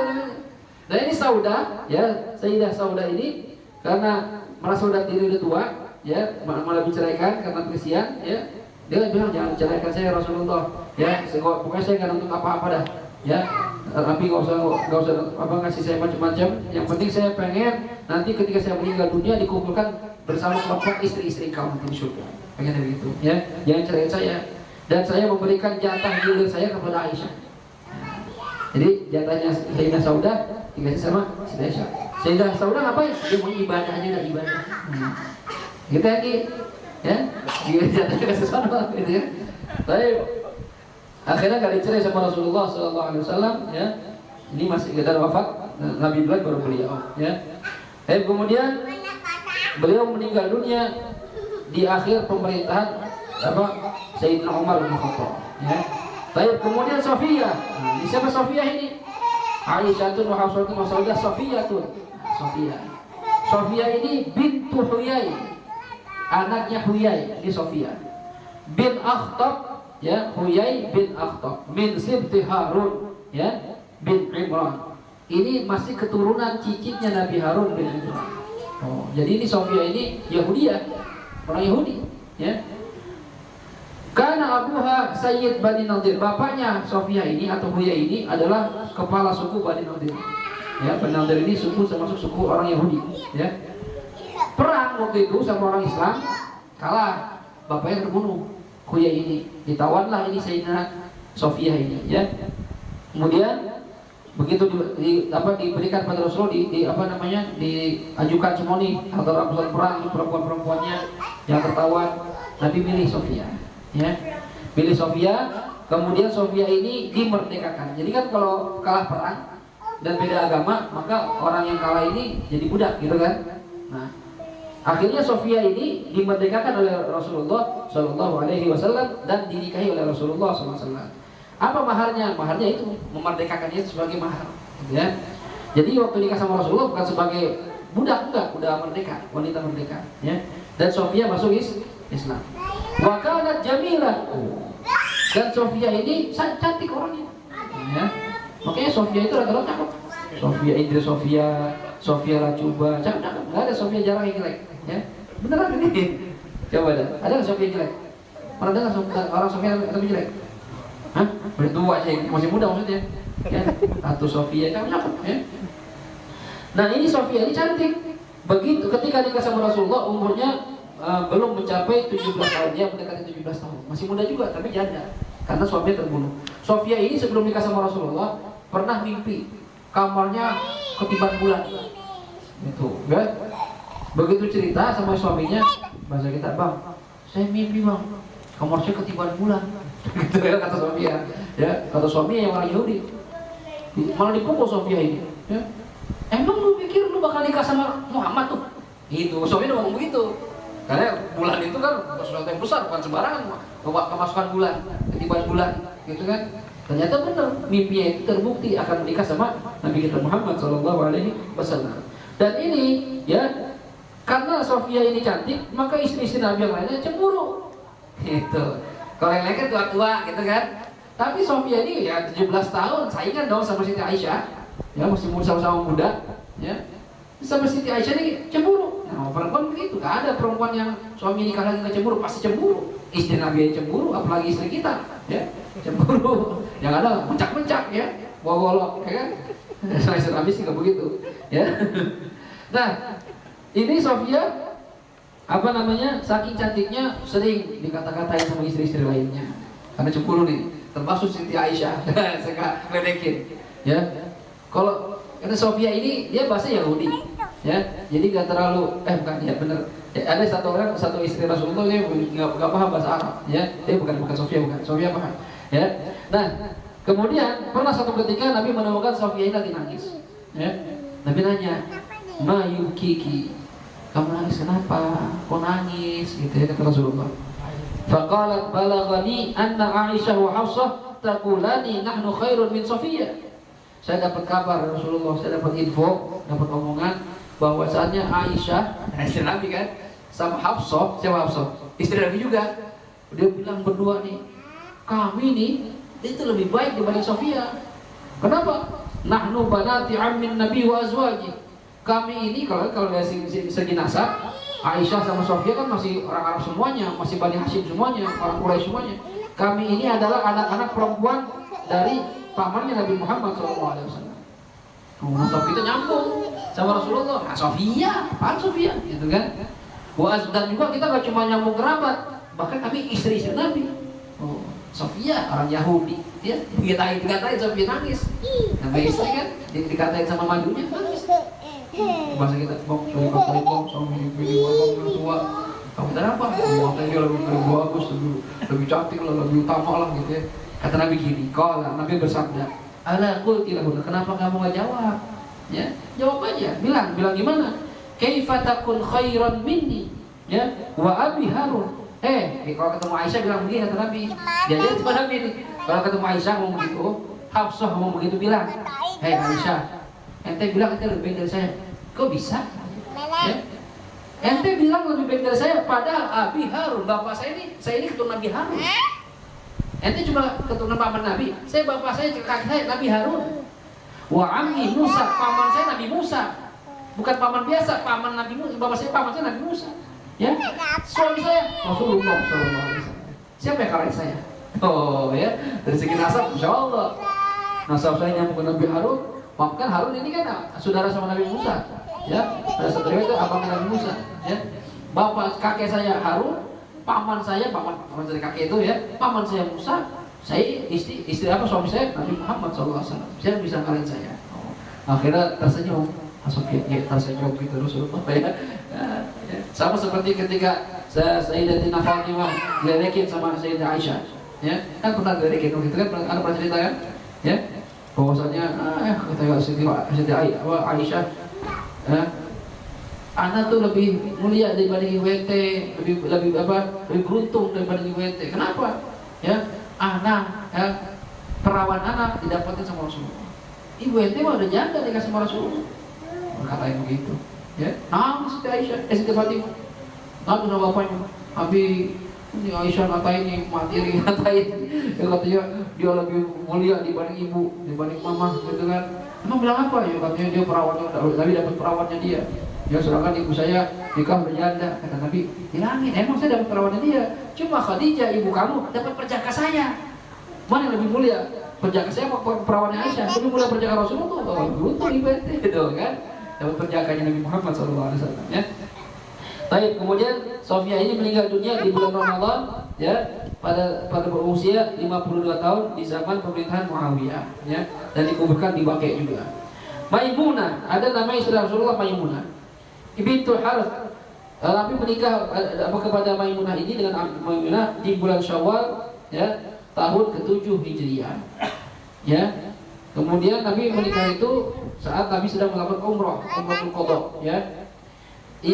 Maimunah ini sebenarnya namanya Barrah, namun diganti sama Rasulullah sebagai Maimunah, ya. Baik, kemudian ketika meninggal dunia usianya sekitar 51 tahun, ya. Ada yang bilang 66 tahun. Ya, ada yang waqad balaghat samanina sana. Maaf maksudnya. Oh enggak, maksudnya wafatnya, ya, umurnya saat itu 80 tahun, Pak. 80 tahun. Yang menyolatkan sebagai imam adalah Abdullah bin Abbas, ya. Dan ini Maimunah ini adalah istri Rasulullah yang terakhir meninggal di antara istri-istri Nabi yang lainnya. Jadi yang paling terakhir itu Maimunah, ya. Kemudian Ummu Habibah, Ramlah binti Abi Sufyan. Ummu Habibah, ya. Ini anaknya Abi Sufyan bin Sakhr bin Harb. Dulu pernah hijrah bersama suaminya, ya, ke Habasyah. Dan waktu itu, ya, punya anak tuh, melahirkan seorang anak. Setelah punya anak, suaminya masuk Kristen. Pindah ke Habasyah kan pemerintahannya Nasrani, masuk Kristen suaminya, ya. Tapi dia tetap dalam Islam. Akhirnya kan orang kalau beda agama, pertama sama-sama Islam nih, terus satu murtad, berarti kan ada cerai jatuhnya, ya. Dalam masa iddah kalau suaminya nggak masuk Islam lagi, nggak taubat, masuk masa iddah selesai, maka jatuh cerai, ya. Nah, setelah cerai, Nabi ngutus Ammar bin Umayyah untuk ke Habasyah, ya, sebagai wakil, bahwasanya Nabi ingin menikah dengan tadi Ramlah atau Ummu Habibah tadi, ya. Akhirnya dinikahin, ya, dengan wakil Ammar bin Umayyah. Nikah itu, ya. Akhirnya terus dibawa ke Rasulullah Shallallahu Alaihi Wasallam, ya, dan wafat, ya, waktu ufiat sanad arba'in, meninggalnya itu, ya, ketika dia di tahun 40 setelah hijrah, ya. Baik, kemudian Ummu Salamah Hindun, ya, Hindun bintu Abi Umayyah ibnul Mughirah. Nabi menikah dengannya di akhir bulan Syawal tahun ke-4 Hijriah, ya. Kemudian walamma arsala ilaiha sallallahu alaihi wasallam, Nabi pernah mengutus seseorang untuk melamar si, ya, Hindun ini. Hindun berkata, marhaban bi Rasulillah, marhaban bi Rasulillah, marhaban bi Rasulillah. Senang dia, ya, dilamar oleh Rasulullah sallallahu alaihi wasallam, ya. Nah, kemudian ala inna fiyya khalalan thalathan. Dia bilang sama yang utusan Rasulullah, bilangin nih, saya senang, ya, Nabi minta saya jadi istrinya. Cuma saya punya 3 masalah pada diri saya, ada 3 kekurangan. Yang pertama apa? Ana imra'atun syadidatul ghairah. Saya ini perempuan yang punya rasa cemburu yang gede. Cemburu saya gede banget. Saya takut banget cemburu saya jadi durhaka sama Rasulullah SAW, ya. Kemudian yang kedua kekurangan saya seorang wanita yang masih punya anak kecil. Anak-anak saya masih kecil, emang siap nikah sama janda punya anak kecil, gitu, ya. Kemudian wa ana imra'ah laisa hunna ahadun min awliyai, dan saya ini seorang wanita yang awali saya beberapa meninggal dunia, sebatang kara, gitu, ya. Akhirnya tetap Nabi menikah dengan yang bernama Hindun tadi, ya. Faqala laha ama madza karti min ghairati fa inni arjullaha an yudhhibaha. Tadi kamu bilang kamu pencemburu berat. Saya udah doa sama minta sama Allah supaya rasa cemburu kamu dikurangin, dihilangin, ya. Dan kamu tadi bilang kamu punya anak-anak kecil, saya udah minta sama Allah supaya dicukupkan rezeki mereka. Kalau nikah sama saya, insya Allah bisa makanlah lah kata Nabi Muhammad. Ya. Dan kemudian tadi udah nggak punya seorang wali pun, ya. Katanya falaisa ahadun min awliyaik yakrahuni. Kalau gitu, kalau kamu nggak punya wali, ya udah nggak ada yang masuk maka kamu jadi saya malah enak. Itu nggak ribet-ribet lagi. Akhirnya menikah dengan Rasulullah Shallallahu Alaihi Wasallam. Ya. Baik, kemudian Zainab bintu Jahsh. Ya, jam berapa sekarang? 941. 941. Baik. Zainab bintu Jahsh. Bentar.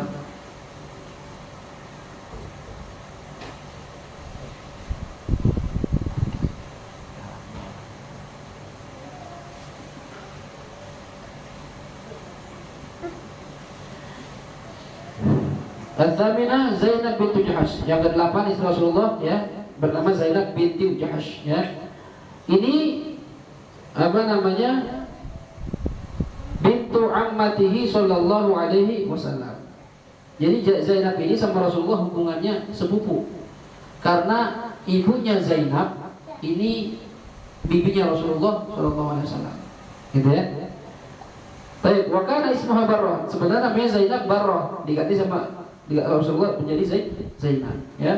Sebelumnya ini Zainab ini anak bangsawan, anak orang kaya, ya, cakep, ya, orang pembesar lah. Nabi dulu pernah ngadopsi anak, ya, bernama Zaid ibn Harithah. Orang Arab dulu kalau punya adat, kalau mengadopsi anak, maka anaknya itu jadi anak kita. Ya, jadi dulu orang manggil Zaid itu Zaid bin Muhammad, Zaid bin Muhammad, gitu. Padahal bapaknya bukan Muhammad, ya, bapaknya Harithah. Nah, akhirnya turun ayat, ya. Allah memerintahkan, ya, ud'uhum li'abaihim huwa aqsatu indallah. Kalau kamu mengadopsi anak, kata Allah, panggillah namanya dengan nama bapaknya, jangan panggil nama orang lain yang mengadopsi. Akhirnya setelah turun ayat itu, maka jadilah disebut Zaid bin Ibn Harithah, bukan Ibn Muhammad lagi. Ya. Nah, ini Nabi Muhammad, ya, mengangkat Zaid itu dari kecil, ya, jadi anak angkat, anak adopsi, ya. Nah, setelah besar, dulu kan Zaid ini kan budak. Nabi ambil jadi anak angkat, diberdekakan jadi angkat sebagai anak, ya. Dan Nabi menikahkan ini Zaid kepada Zainab, ya. Menikahkan kepada Zainab. Zainab ini sebenarnya sama Zaid gak senang, ya, karena levelnya beda. Zainab anak orang kaya, bangsawan, ya, Zaid kan dulunya muda, gitu kan. Wah, ini waktu Nabi nyuruh nikah sama Zainab, ya Zainab ya agak perasaan agak suka gitu ya. Cuma kan yang nyuruh Rasulullah, ya udah diturut, gitu kan. Nah, ternyata, ya, dari pernikahan ini, ya, namanya beda status, makanya kita nyari istri atau pasangan yang sekufu, ya. Jangan kita orang susah, ya, nyari anak orang kaya. Akhirnya terjadi tuh ketimpangan tuh, ya. Yang perempuannya bahasa Jawa, orang Jawa bilang melete atau melete. Ya, nanti kena melete, ya. Jawa Timur istilah melete, songong gitu, sama laki. Apa lu? Ya. Kalau istilahnya bahasa gini, kesini modal kolor doang lu, gitu kan? Gak bawa apa-apa, ya. Lagu nyuruh gua. Kalau bini nggak soleha begitu kan? Nah, ini Zainab bukan berarti nggak soleha, artinya ya gimana sih namanya anak orang kaya, ya? Dinikahin sama mantan budak, walaupun anak angkat Rasulullah SAW. Akhirnya sering jadi cekcok tuh antar suami istri ini. Zaid kagak kuat, ya, merasa dirinya ya namanya mantan budak gitu kan. Udah, akhirnya bilang sama Rasulullah, ya Rasulullah, saya cari aja kali ya sama Zainab. Emang kenapa? Ya susah banget dah, namanya anak orang kaya, ya kan. Dibilangin susah, nggak mau nurut sama laki. Ya, saya puyeng begini mulut, tekanan batin saya, ya. Istri nggak mau nurut, nggak dibilangin, susah banget. Nabi satu jawab bilang, amsik, jangan, tahan, sabar. Nabi bilang gitu, ya, sabar, coba lagi pelan-pelan, nasihatin, saya nurut, coba lagi, begitu lagi, Zainab, ya, namanya ya, masih merasa lebih tinggi kan, ya, makanya hati-hati kalau istri perempuan itu harta mungkin lebih banyak atau masa lebih bagus. Kalau dia nggak soleha, sama laki kurang ajar, ya. Dulu waktu lagi susah, ya, sama laki nurut, begitu duitnya banyak, laki lagi susah, diinjak lagi, lu uang makan ke gua juga lu, aduh, rumah numpang sama gua juga lu, kayak saya ini numpang nih, ya. Kalau istri saya nggak soleh, saya dibacain dulu. Lu numpang sama gue lu, ya. Gue kontrak, kita tak katanya. Kamu jangan numpang, gue kontrak aja dah. Ya, kalau saya kalau dibalik-balik gitu, ya, dibalas-balasin. Gue kontrak, tenang aja. Ngomong gitu, ya, nggak boleh aja kontrak. Kontrak gue udah kontrak dari dulu, ya kan? Nah ini.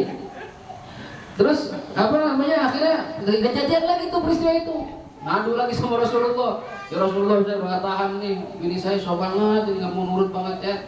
Ini kan paling hidup itu kan yang paling penting nyaman, ya.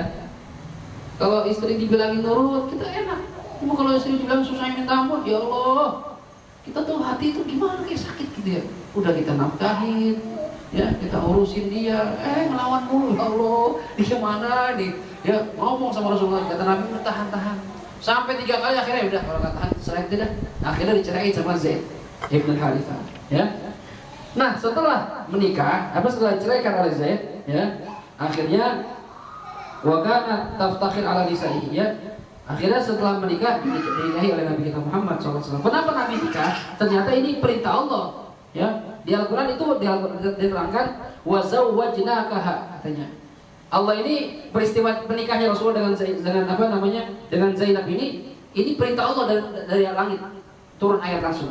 Dan kami kawinkan, nikahkan kamu dengan Zainab. Artinya langsung gak pakai wali, yang nikahin langsung Allah Subhanahu Wa Taala. Kenapa Allah adakan pernikahan ini? Supaya zaman dulu orang-orang itu menyangka kalau kita mengadopsi anak terus nikah sama perempuan, berarti istrinya itu seperti anak kita, seperti mantu. Padahal bukan.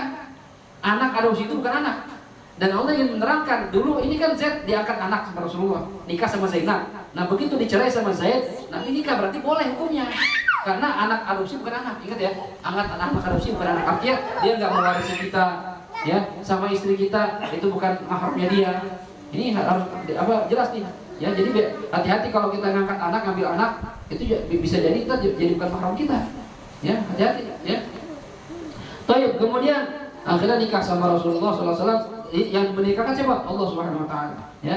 Dan ini kejadian ini menjadi satu hal yang membanggakan buat Zainab, bahkan dia sering membanggakan dirinya di tengah-tengah istri Nabi yang lain. Dia suka bilang begini, ya, inna abakunna angkahukunna wa inna Allah Ta'ala angkahani iyyahu min fawqi sab'i samawat. Dia kalau bilang sama istri Nabi yang lainnya, ente ini semua nih, ya, istri Nabi yang selain anak, ente kan yang nikahin bapak ente kan, wali-wali ente. Kalau anak beda, anak yang nikahin siapa? Allah, langsung dari langit ke 7.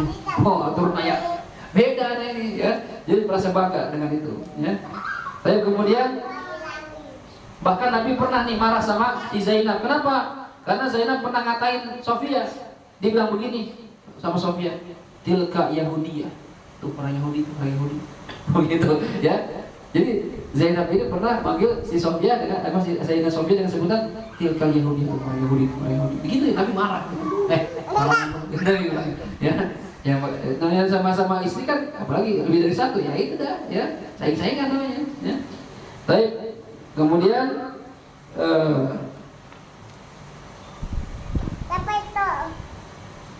Nabi pernah mengatakan dalam suatu hadis, ya, anna ba'da azwajin Nabi, ya, sallallahu alaihi wasallam qulna lahu ayyuna asra bika ruhuqan, ya.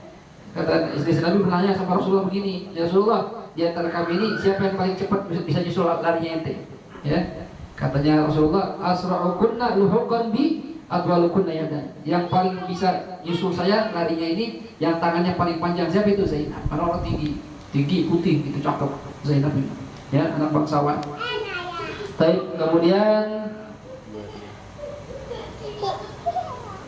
kata Aisyah bahkan pernah mengatakan begini, hiyallati tusawini fil manzila indahu. Ini Zainab ini satu-satunya istri Rasulullah yang sama kedudukannya sama saya dibanding istri-istri lainnya. Artinya Nabi mencintai Aisyah. Kata Aisyah, cintanya Nabi itu sama saya sama kayak cintanya sama Zainab. Ya, tapi tetap di bawah Siti Khadijah, gitu ya. Baik. Kemudian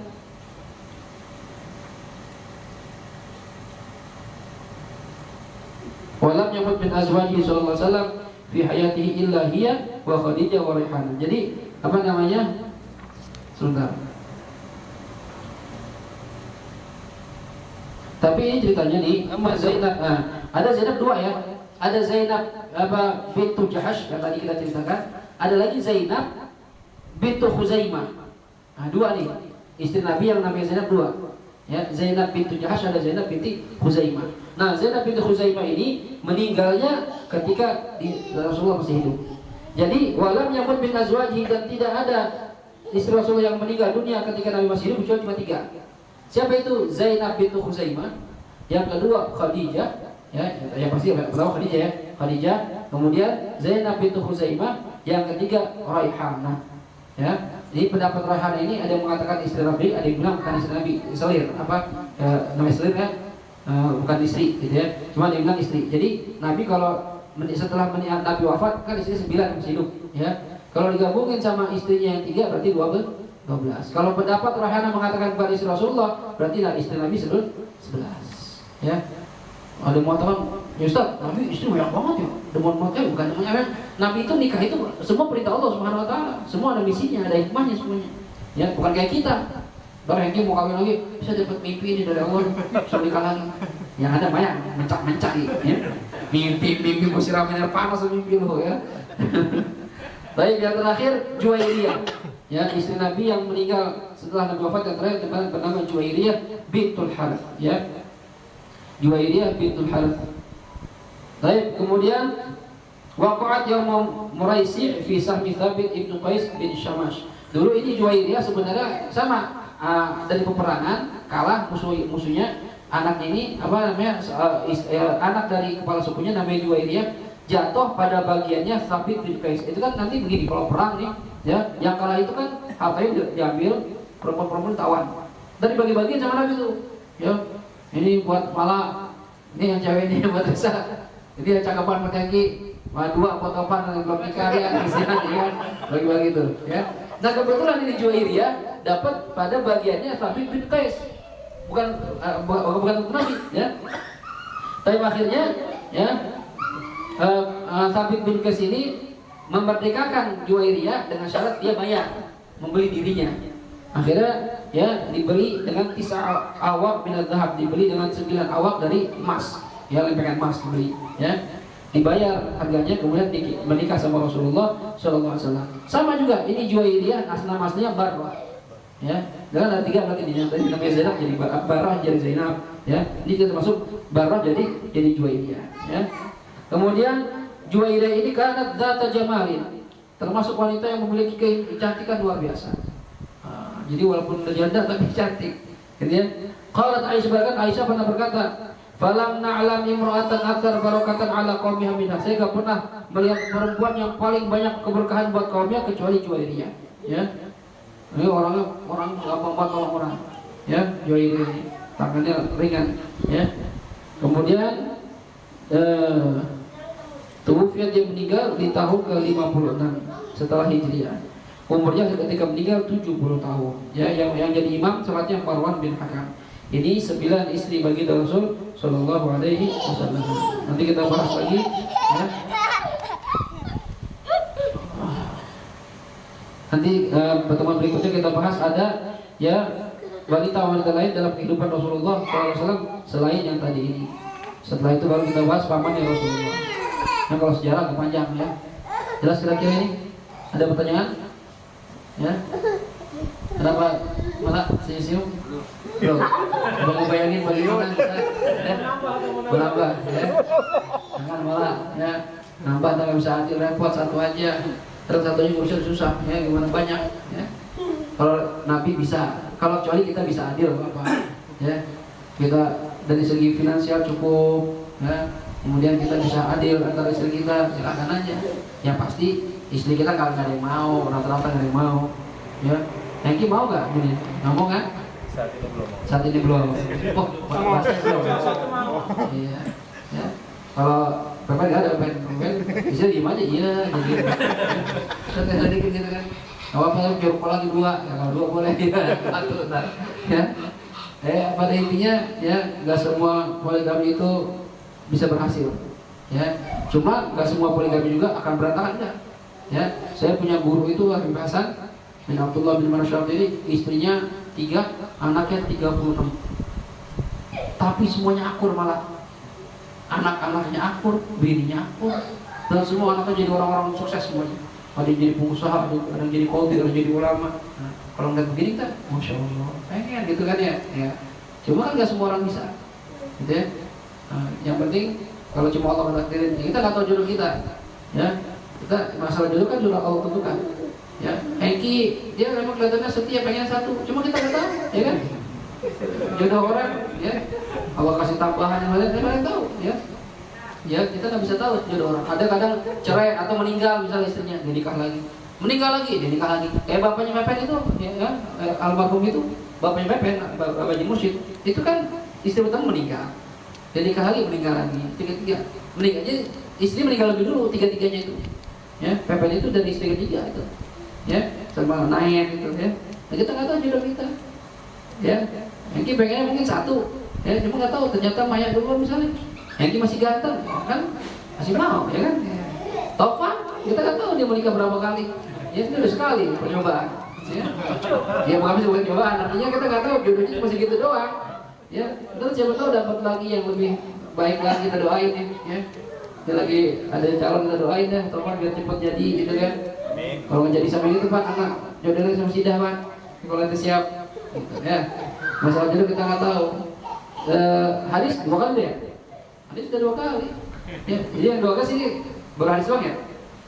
Iya, yang lain baru sekali semua ya? Hah? Soleh, oh Soleh, anaknya 2, ini 1 ya. Tidak ada, jadi cuma hadis doang nih. Ya, jadi yang di antara kita yang paling hebat hadis ini. Yang hebat tadi. Sampai insya Allah Taufan menyusul, insya Allah ya. Yang 2 ya. Ustaz, ya. Poligami itu harus izin nggak ke istri? Poligami apakah harus izin atau enggak sama istri pertama atau istri yang sebelumnya? Di madzhab Imam Syafi'i, poligami tidak harus izin. Jadi, tidak disyaratkan, tidak merupakan syarat sah pernikahan izin dari istri sebelumnya. Ya. Kenapa tidak disyaratkan? Ya, ini ada hikmahnya pasti. Ya, kenapa nggak disyaratkan? Kalau disyaratkan, nggak ada poligami. Akan kecil kemungkinan terjadi poligami. Coba Pan, ya, kita punya istri, ngomong sama istri, dek, abang boleh lagi ya izinin ya. Jawabannya rata-rata gimana? Ogah, gitu kan? Ya, cuma memang itu dari segi hukum syariat. Ya, artinya kalau ada seorang suami nikah lagi, istrinya nggak tahu, sah nikahnya, ya, sah, nggak bukan penting sah, cuma dari segi hukum negara, nah, nikah sah. Kenapa? Karena lihat tuh kalau mau nikah lagi itu disyaratkan izin dari istri yang sebelumnya. Harus ada izin itu tulis surat tangan di atas materai. Kalau dia mengizinkan suaminya nikah lagi, gitu. Ya, makanya rata-rata orang yang nikah lebih dari 1 biasanya istri pertama nggak tahu, atau istri pertama udah setuju. Dan jarang-jarang ada istri yang izinin. Bahkan ada yang cerita itu istrinya nyariin. Siapa yang cerita sama saya itu? Istrinya nyariin. Ini bang, nikah lagi sama dia bang. Nikah lagi. Masya Allah, surga banget tuh ini gitu. Ya, jarang, enggak, kejadian benar itu, dan itu jarang tuh ya, jarang banget. Istri Nabi aja nggak bisa begitu, ya. Istri Nabi kalau Nabi nikah itu ada cemburunya, Siti Aisyahnya cemburu sama Sofia, ya. Apalagi yang istri orang biasa, gitu kan. Cemburu itu pasti. Cuma kita nggak bisa menafikan bahwasanya poligami itu dibolehkan. Ya, nggak boleh seorang wanita, wah saya nggak terima hukum poligami itu. Apa-apa tuh hukum begitu tuh. Nah, itu namanya melawan hukum Allah Subhanahu wa taala. Bisa jadi murtad itu. Ya. Enggak boleh ngomong begitu. Kalau perempuan ditanya gimana masalah poligami? Jawabnya begini kayak perempuan. Iya, saya tahu poligami itu boleh, cuma saya kayak belum siap. Gitu aja, jangan bilang, "Wah, saya enggak terima poligami itu." Enggak boleh itu. Ya, itu jadi melawan hukum Allah. Poligami itu bukan sunnah ya. Poligami itu dibolehkan, mubah bagi yang bisa adil. Kalau Hengki bisa adil, silakan. Kalau Hengki belum bisa adil, jangan Ki. Gitu ya. Iya, saya udah berbuka ya udah. Dia ente juga berani gitu. Ya, jadi hati-hati ya. Jangan sembarangan. Lihat orang kelihatannya enak luarnya ya, belum tentu dalamnya. Ya, itu sakit dia akur banget ya. Iya kalau misalnya kalau bisa akur ya. Ini Masya Allah berat ini poligami ini. Nanti di akhirat dosanya berat kalau kita nggak bisa adil. Ada lagi mau nanya? Cukup ya? Nah, insya Allah pertemuan berikutnya masih di sini ya, masih tanggal ya masih di sini. Ya, minggu depan lagi baru ntar pindah tempat. Jadi pindah tempatnya itu kalau malamnya ada Asma, kalau minggu itu ada Asma, berarti malam pengajiannya ya di tempat lain. Nah, kemarin udah ngomong sama Teddy, ya kalau seandainya di malam itu nggak ada yang ngambil, balik ke tempat Teddy. gitu ya. Jadi siap, walaupun dia ada kerja, jadwal kerja, tetap dia siap menerima di situ. Jelas ya. Tapi kalau ada yang mau ambil, silahkan. Yang mau ambil ketempatan di mana, silahkan aja. Dan jangan kebingungan, saya mau ambil cuma nggak punya apa-apa ya. Nggak usah bingung, nggak apa? Ya orang cuma aqua doang, ya beli gorengan selesai udah. Nggak usah bingung-bingung, ya. Kadang mau ketempatan bingung, aduh ntar kita nggak ada ini malu. Nggak usah malu, biasa aja ngaji. Mau kita mau cari makanan, ngaji aja. Salah satu fungsinya kita pindah-pindah ya silaturahmi, biar tahu teman-teman gitu kan. Jadi mungkin yang tadinya orang tangganya nggak tahu jadi ikutan, kan bisa gitu ya. Jadi insya Allah kembalilah kemungkinan pengajian kita ini, kita lihat nih, ada udah ngomong sama ketua, kita uji coba nih ya. Enggak, kita uji coba dulu nih sebulan atau 2 bulan. Kalau perkembangannya kayak bagus, ada jamaah lain yang ikut ke sini, kita lanjutin ya malam Selasa yang tadi malam Rebo. Kalau seandainya nggak ada perubahan, sama-sama aja gitu aja. Ya tergantung kita tentuin mau tetap malam Selasa atau malam Rebo gitu aja. Kita fleksibel aja gitu ya. Kan ini kan kemarin karena ada halangan, ya nggak bisa. Saya mau pergi, jadi minggu kemarin dimajuin malam Selasa. Minggu ini kenapa? Saya pengen tahu nih, ya majelis yang dari Abu Sri maju datang nggak? Karena nggak datang nih. Coba tadi ada omongan kemungkinan nggak datang karena ada Habib Rizik di Cilandak. Ya. Kita coba lagi minggu depan malam Selasa lagi. Kalau masih sama aja atau ada perkembangan ya kita pikirin. Kita keputusannya sama pengurus majelis saja gitu ya. Yang jamaah mah ikut aja insyaallah gitu ya. Nggak ada masalah. Pepen juga tadi minta maaf dia lagi ada acara. Guru ini nggak tahu nggak udah berapa kali pengajian nggak datang, kenapa guru? Nggak ada yang pernah komunikasi? Ya. Bisa di ada juga aktif. Iya, biasanya datang aktif kan nggak ada guru ya. Baik, kalau gitu kita tutup kajian kita dengan baca surat Al-Fatihah. Kita mohon kepada Allah Subhanahu Wa Taala. Mudah-mudahan ilmu yang kita dapat pada malam ini jadi ilmu manfaat buat kita, ilmu yang buat kita makin mengenal keluarga Nabi kita Muhammad SAW, menambah cinta kepada keluarga Nabi Muhammad, dan mudah-mudahan juga kita menjadi orang yang istiqamah dalam mencari ilmu, ya walaupun seminggu sekali usahain hadir, ya jangan sampai bolong-bolong, biar apalagi fikih ini, ya fikih kalau bolong-bolong kita nggak paham, ya karena ketinggalan terus. Mudah-mudahan kita ini ya diberikan taufik hidayah dalam menjalani seumur kita. Dan mudah-mudahan Allah jadikan keluarga kita sakinah, mawaddah, warahmah. Allah jadikan kita jadi suami yang saleh, istri kita jadi istri yang salihat. Dan juga doain untuk kesembuhan guru kita nih. Anak punya guru namanya Abu Abdurrahman bin Syekh Al-Atas. Sekarang lagi sakit, ya lagi dirawat di rumah sakit. Ada fotonya di grup tuh ya. Lagi di rumah sakit dikunjungin sama Habib Rizik. Itu Habib Abdurrahman namanya bin Syekh Al-Atas lagi sakit, kita doain biar Allah berikan kesembuhan pada Habib Abdurrahman. Ya diberikan kesehatan yang sempurna. Mudah-mudahan ya bisa segar lagi, bisa sehat lagi, bisa ngasih manfaat buat murid-muridnya, dan mudah-mudahan kita dapat keberkahan dari orang-orang saleh. Ala hadhihi niyyah wa likulli niyatin salihah. Wa hawlatin Nabi Muhammad sallallahu alaihi wa alihi wasallam. Al-Fatihah. A'udzu billahi minasy syaithanir rajim. Bismillahirrahmanirrahim. Alhamdulillahi rabbil alamin. Arrahmanir rahim. Maliki yaumiddin. Iyyaka na'budu wa iyyaka nasta'in. Ihdinas siratal mustaqim. Siratal ladzina an'amta 'alaihim ghairil maghdubi 'alaihim waladdallin. Amin. Ya Rabbana i'tarafna bi annana qtarafna wa annana asrafna ala ladha ashrafna fatub 'alaina tawbah حوبا واستر لنا العورات وآمن الروعات واغفر لوالدينا ربي ومولودينا والأهل والإخوان وسائر الخلان وكل ذي محبة أو جيرة أو صحبة والمسلمين أجمع آمين ربي فاسمع فضلا وجودا منا لا باكتساب منا بالمصطفى الرسول نرضى بكل سؤل صلى وسلم ربي عليه عد الحب وآله وصحبه عداد طش الصحب والحمد لله في البر والتناهي حسبي ربي جل الله ما في قلبي إلا الله على الهادي لا إله إلا الله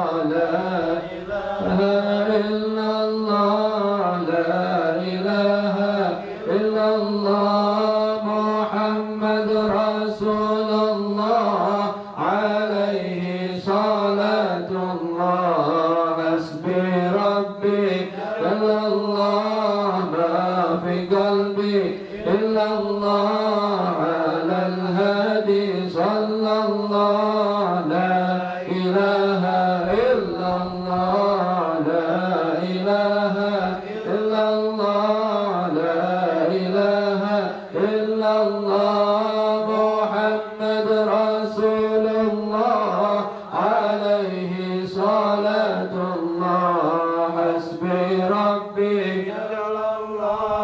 ما في قلبي إلا الله على الهادي صلى الله لا إله إلا الله لا إله إلا الله لا إله إلا الله محمد رسول الله عليه صلاة الله الله ارحمنا أنت مولانا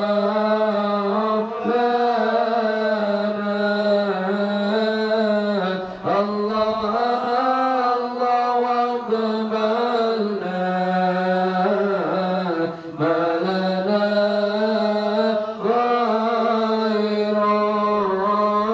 غيرك الله ارحمنا أنت مولانا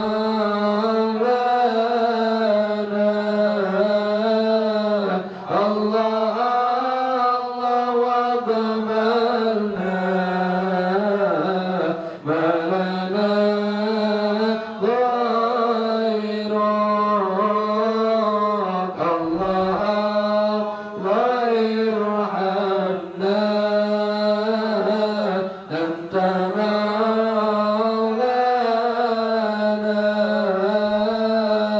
الله واقبلنا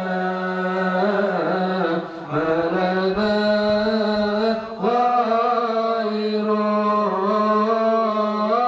الله الكافي ربنا الكافي قصدنا الكافي وجدنا الكافي لكل الكافي كفنا الكافي ونعم الكافي الحمد لله الله الكافي ربنا الكافي قصدنا الكافي وجدنا الكافي لكل الكافي كفنا الكافي ونعم الكافي الحمد لله الله الكافي ربنا الكافي قصدنا الكافي وجدنا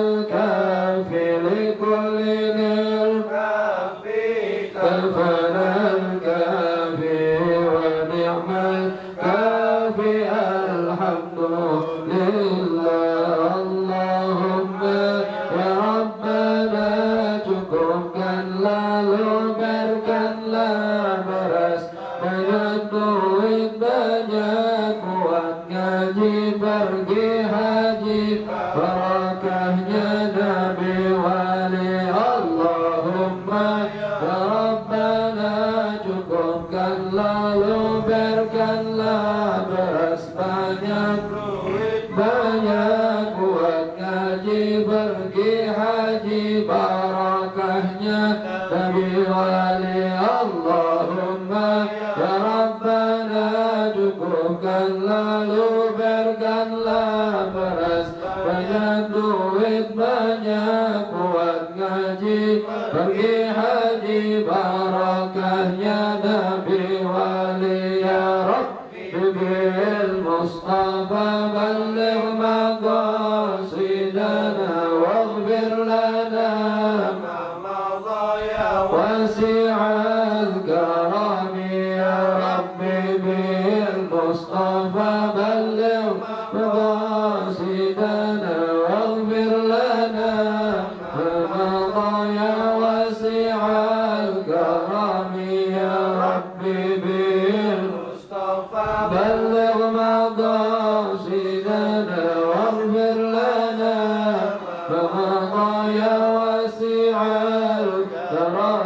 يا الله بها يا الله بها يا الله بحسن الخاتمة يا الله بها بها يا الله برحمة عاجلة يا الله بها يا الله يا الله برحمة واسعة يا الله بها يا الله يا الله برحمة عامة يا الله بها بها يا الله بصلاح العجيبة يا الله بها بها يا الله بغفران الذنوب يا الله بها بها يا الله بستار العيوب يا الله بها بها يا الله بالتوبة والقبول يا الله بها بها يا الله بعودة سليم يا الله بها